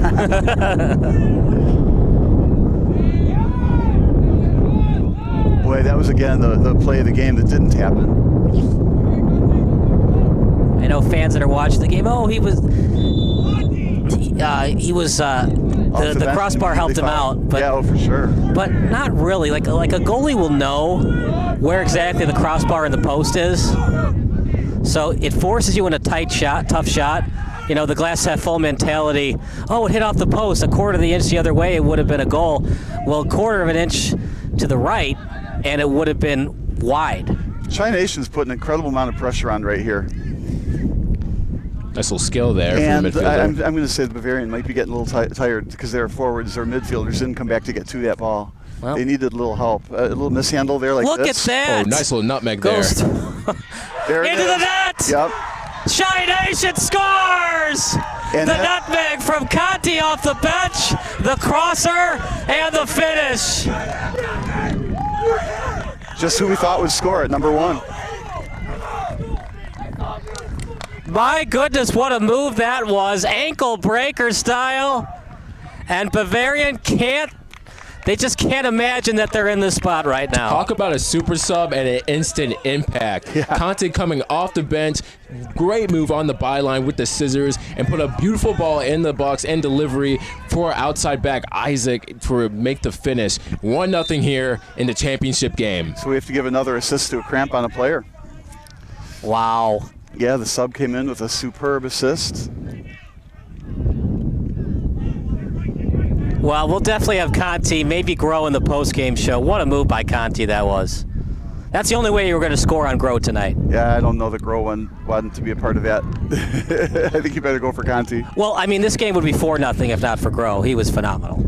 He is phenomenal, yes. Did you pair that shot at such a short distance within the 6-yard box? You just have too much of a chance to react and save that ball as well. Oh, yeah, that was definitely a tap-in goal. Great pass by Conti. Now, this could get a lot of fun now. With one team down by a goal, you're going to have to see Bavarian really press because there's a lot of meaning in this game. It's not like, oh, darn, we lost, right? Yeah. So we're going to see them push up, and then we'll maybe see some counterattacks from Chicago Nation like this. Appreciate everybody watching. Last call for your favorite MLS, college, or high school soccer memory. You could include that goal that just happened as your favorite soccer memory if you'd like. All right, so for Chi Nation, Bob, you just play a little keep away and get the win? Well, I don't think you try to score too much anymore. Yeah, you just make sure the defense is solid like that. Like a play like that. Just find a way to steal the ball. Yeah, and conversely, Bavarian has to continue to maintain control of the ball with short, quick passes as opposed to spectacular efforts like that. You're sending it with some momentum. Look out. He's onside, we play on, but couldn't get it on net. Well defended. But he was looking for a push in the box. It could easily have been a penalty kick. I don't know. I think you play on a play like that. We're going to get a sub for Bavarian. Yeah, I have to play that one back to see if there was indeed that push. But I can see where somebody would think of it. He had a direct line to the net and got pushed off his line. Yeah, definitely the push probably affected the way Andrews was going to hit that ball as well when the ball came down from that bounce. Yeah, putting a little off balance. I'm not a fan of penalty kicks because they're so important, right? And I feel like they exaggerate the foul too much. But man, if there ever was a penalty kick when that looked like it could have been it. Wouldn't that have been something called a penalty kick, tie the game up at 1-1?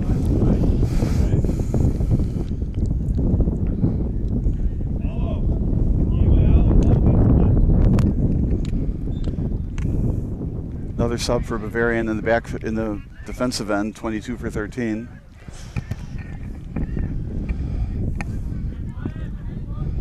Little surprised Chicago Nation gave up a break like that. Back to the goalie. Yeah, for Grow, he's got to be quicker on his kicks. Oh, it's almost stolen by Chi Nation. Yeah, again, some offensive press from Chicago Nation, getting the ball back. This game has certainly turned, Bob. It seemed like Bavarian was going to hold it to 90 minutes of a tie score, and then they would beat him on PKs. And then Chi Nation, what a move by Matt Conti, right off the bench with the nutmeg, the deke, the pass, and the finish. I mean, that was a beautiful goal. They called it a beautiful game, right? Doesn't get more pretty than that.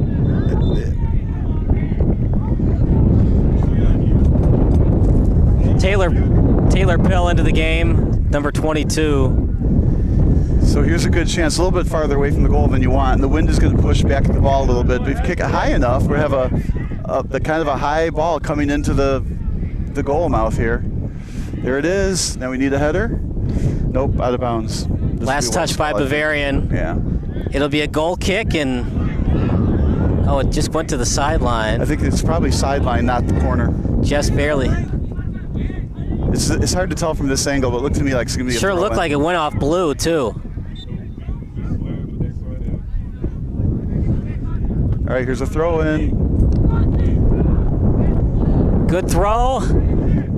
Trying to get the shot on net. Good move. And Shy Nation there on defense. Bavarian still with it on the sideline. Trying to center it in front. Double teamed on the corner.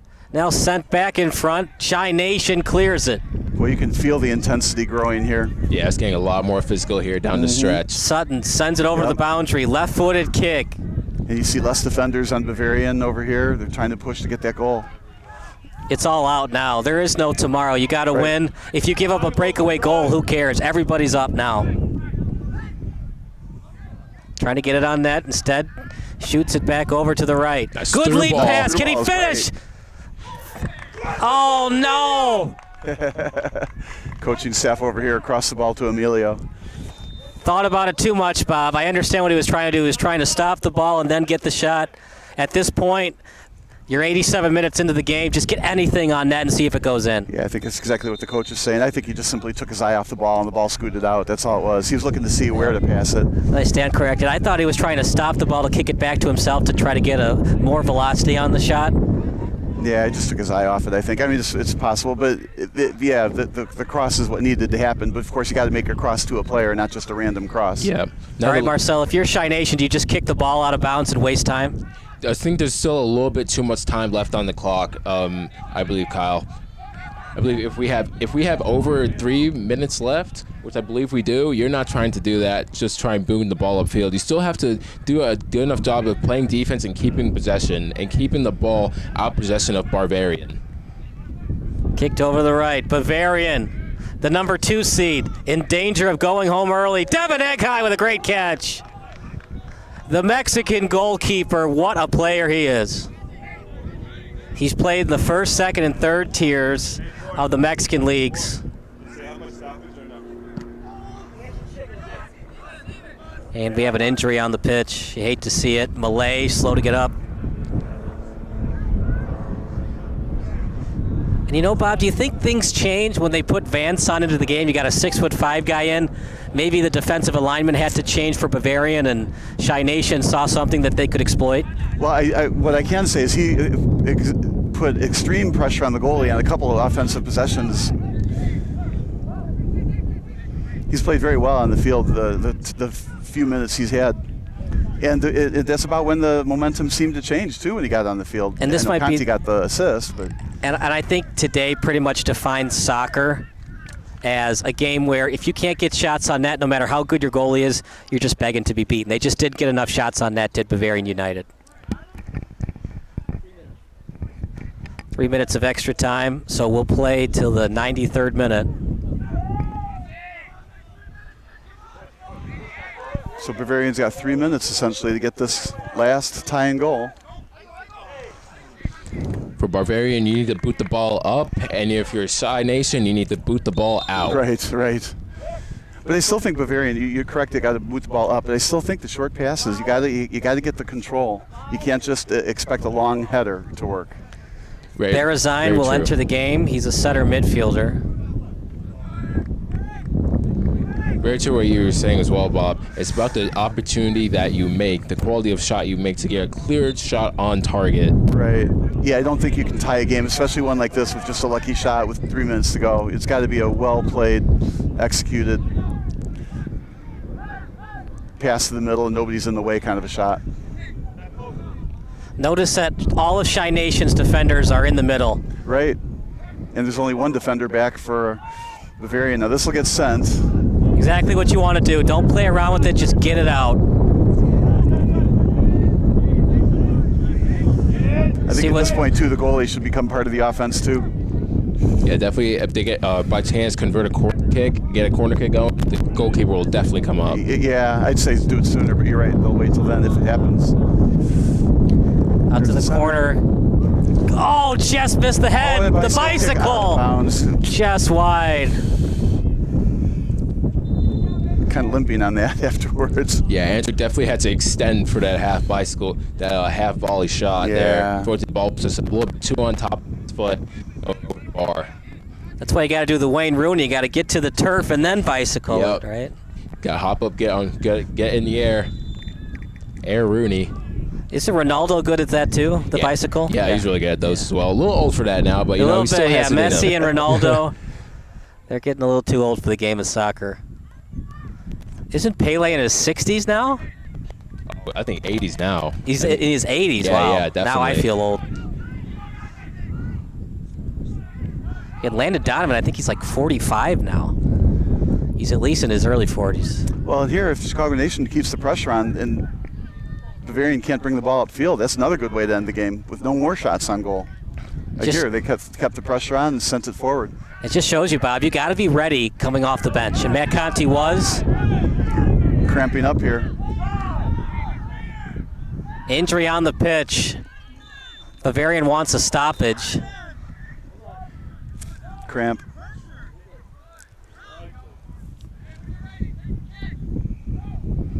Now they had a man advantage, but at this point, I think if you're Bavarian, you'd rather want to have a stoppage to have extra time, and then you can also set up a play instead of having the 10-on-9 with Sutton being injured. Substitution coming in. Well, Bavarian was commenting, now he's fine. Well, he's fine to play. He might not be fine overall. Right on net, good catch. Nice shot, but just way too hard for that to get into the net. Devin Eghai is just going to waste time. Jackson DeHaan, if we have time, will enter the match. We're at 92-41. I'd say the Bears just found their next punter. That's why the Bears are not good at football. We always worry about who the next punter is going to be than the next quarterback. Sutton is just, he can barely walk right now. DeHaan will enter for him. Bavarian's happy you did. Sutton gave them excellent minutes today. He was definitely not 100%. You saw him limp all the way through the match. Gave them just excellent 92 minutes of play. Here we go. I thought that was last chance, but no. Ball loose! A chance! Oh, at the last second. Devin Eghai almost blew the game by not catching that ball.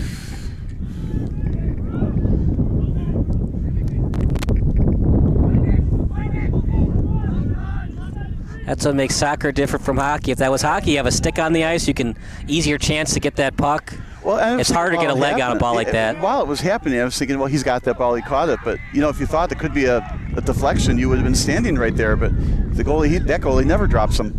Yeah, you just expect the unexpected, but they didn't. And really, Bob, I mean, this game was won and lost, really, the first 60 minutes of play where Bavarian just couldn't get enough on net. After 60 minutes, it was clear it was either going to go 0-0 PKs or Shy Nation was going to win 1-0. Not done Here's yet. their last possession shot. Oh, good defense. And for Shy Nation, just kick it out or just kick it straight up. Well, they got to get the ball first. This is going to be the last shot, probably. I've said that twice now, though. Last chance for Bavarian. Shy Nation, a good job of defending that middle. Yeah, it's cleared by Shy Nation, and the championship goes the way of the young men from Glen Allen. Devin Eghai gets the shutout. He was practically perfect today, and Matt Conti didn't give us a lot of minutes today, but the minutes he played, he was perfect, both offensively and defensively today. What was the ankle breaker? That was the play of the game. Definitely, 100%. He came on, fresh legs again, making the impact, and that proved to be a difference. We were talking earlier, Bob, is it better to have a fresh player at 100% or a player who's been playing on the field but maybe at 50, 75%? I mean, especially today being a battle of nutrition, very physical, hot day, a lot of high quality football, soccer was played here, but fresh legs turned out to be the difference in the end, and they're going to be going on to the big tournament and going up to Minnesota. Yeah, it's amazing how a little bit of lady luck, right? They had a player with a cramp who came off, and then Conti went on, and that's how the goal got started. Well, we were wondering when each team would go to the bench, and Chi Nation does. They go with Conti, and he delivers with the assist. We'll wait to see who got credited with the goal. It's a 1-0 win for Chicago Nation FC. Final thoughts, gentlemen, before we go to the post-game show and the trophy presentation. Well, number one, Allen was number one. He got the goal, I'm pretty sure. Who's Allen? I don't Isaac? know. I think Isaac's, yeah. Isaac Sutton, yeah? Yeah, I think Isaac Sutton, he got the goal number one. It was a beautiful pass from Conti, but a well-played game by both teams. The momentum swings were big. At the beginning of the game, Chicago Nation had it. Middle of the game, first half of the second half, Bavarian had it, and then Chicago Nation got it back. Well-refed game, which is nice to see. But it'll also be fun to watch to see just how far Chicago Nation gets into the next round of 32 teams. Will they lose in the finals again? Will they win the finals again? They have the heart of a champion. They can go a long way, and soccer in this area is excellent. They got to win 4 games to get to that championship game. I like what I saw from Chicago Nation FC. They were pretty much great the entire game. The first 8 minutes, Bavarian was winning the time of possession battle. That's going to happen, though. When you play good teams, you're not always going to be winning that time of possession battle. They fought hard. They didn't look sluggish the first 8 minutes like we saw against SC Hammers. SC Hammers was not the better team than Chi Nation on Friday, but they outplayed Chi Nation for the first 25, 35 minutes. Today, you didn't see that. Chi Nation deserved the victory. Groh was probably the best player on the pitch, but the best team was Chicago Nation FC. All right, no more thoughts, so we'll go to break. Hope you guys enjoyed the broadcast. Post-game interviews brought to you by Sports Broadcast Solutions coming up next. Meanwhile, that does it for our play-by-play broadcasts. Coming up next, the post-game show brought to you by SBS.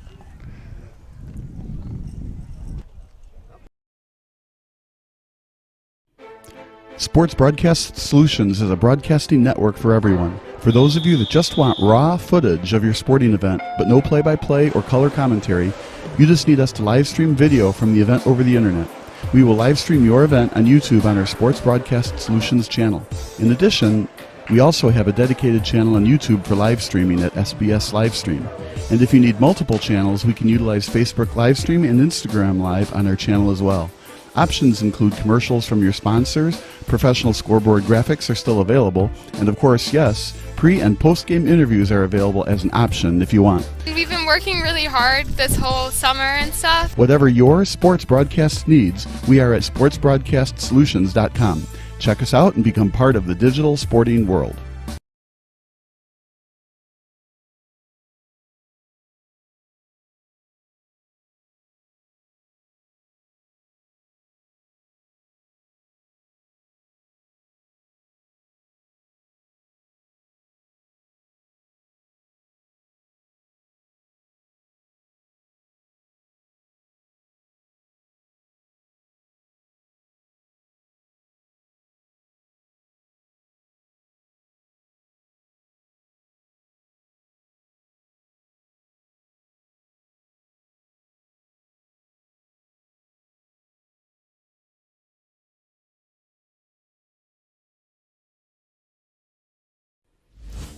Sports Broadcast Solutions is a broadcasting network for everyone. We broadcast sporting events for people of all ages, including adult leagues, high school leagues, and kids.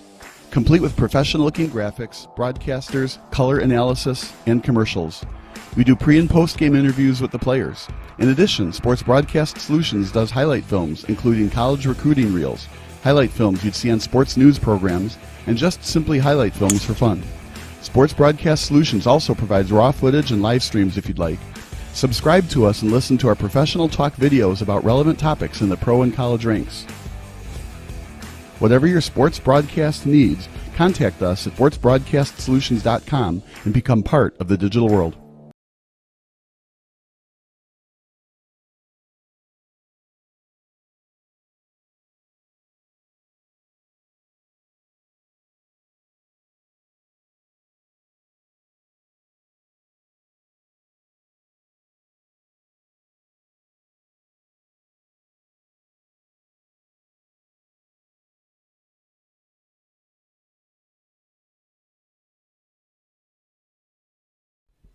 Sports Broadcast Solutions is a broadcasting network for everyone.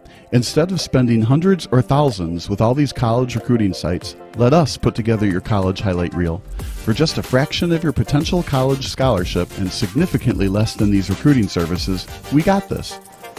In addition, we put together highlight reels for teams, including high school, your club team, or travel team.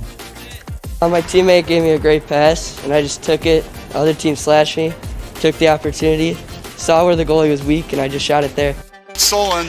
O'Connor and Marsh back on defense, and Marsh gets a blowout. We got a breakaway at 2-0. A shot, and a goal! So 3-3. The power play was officially over. Whatever your sports broadcast needs, check us out at sportsbroadcastsolutions.com. Check us out and become part of the digital world.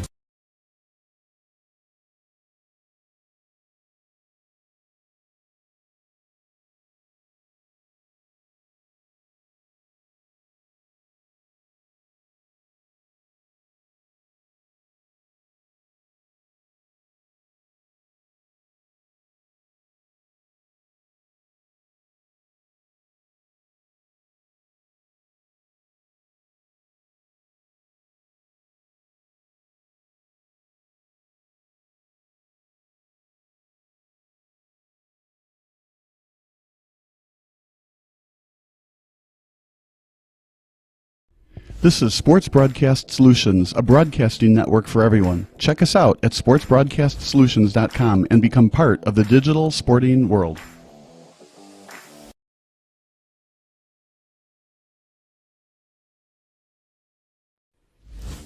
Sports Broadcast Solutions is a broadcasting network for everyone. We broadcast sporting events for people of all ages, including adult leagues, high school leagues, and kids. Complete with professional-looking graphics, broadcasters, color analysis, and commercials.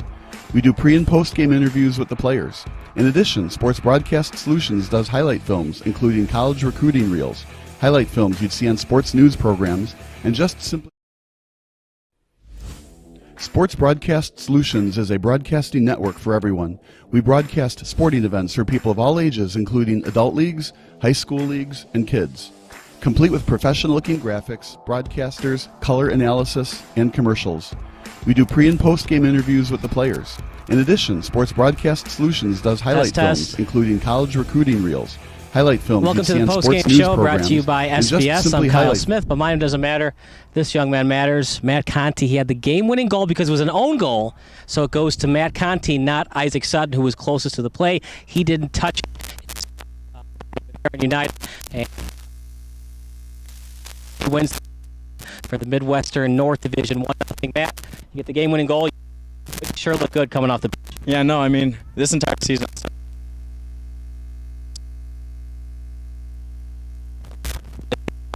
You knew.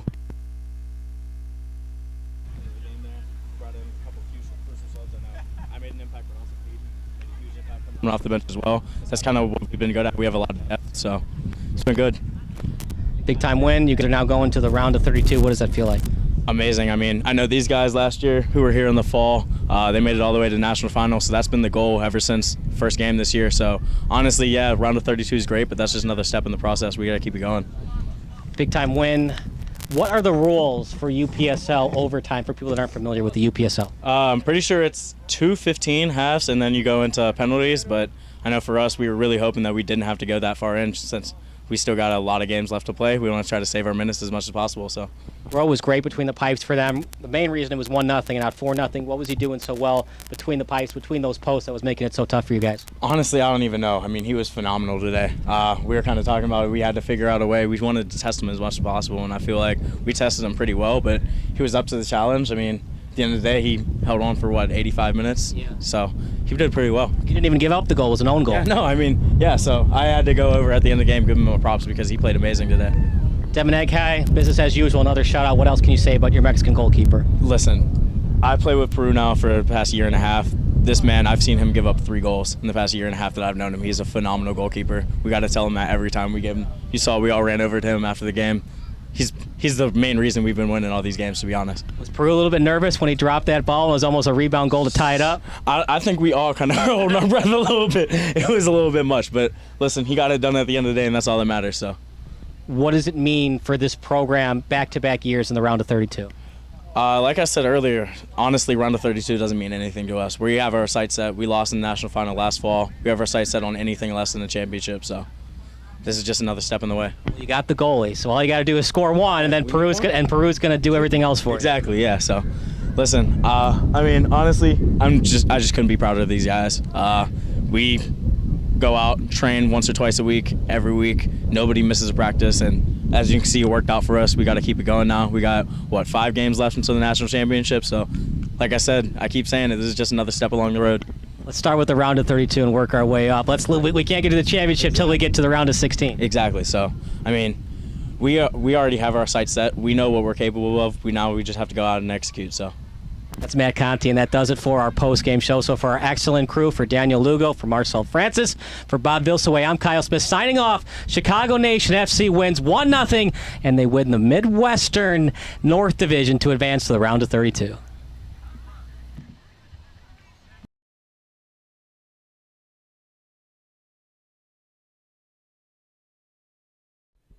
Sports Broadcast Solutions is a broadcasting network for everyone. Instead of spending hundreds or thousands with all these college recruiting sites, let us put together your college highlight reel. For just a fraction of your potential college scholarship and significantly less than these recruiting services, we got this. In addition, we put together highlight reels for teams, including high school, your club team, or travel team. My teammate gave me a great pass, and I just took it. The other team slashed me, took the opportunity, saw where the goalie was weak, and I just shot it there. Solon, O'Connor, and Marsh back on defense. And Marsh gets a blowout. We got a breakaway at 2-0. A shot, and a goal! So 3-3. The power play was officially over. Whatever your sports broadcast needs, check us out at sportsbroadcasts.com. Check us out and become part of the digital world.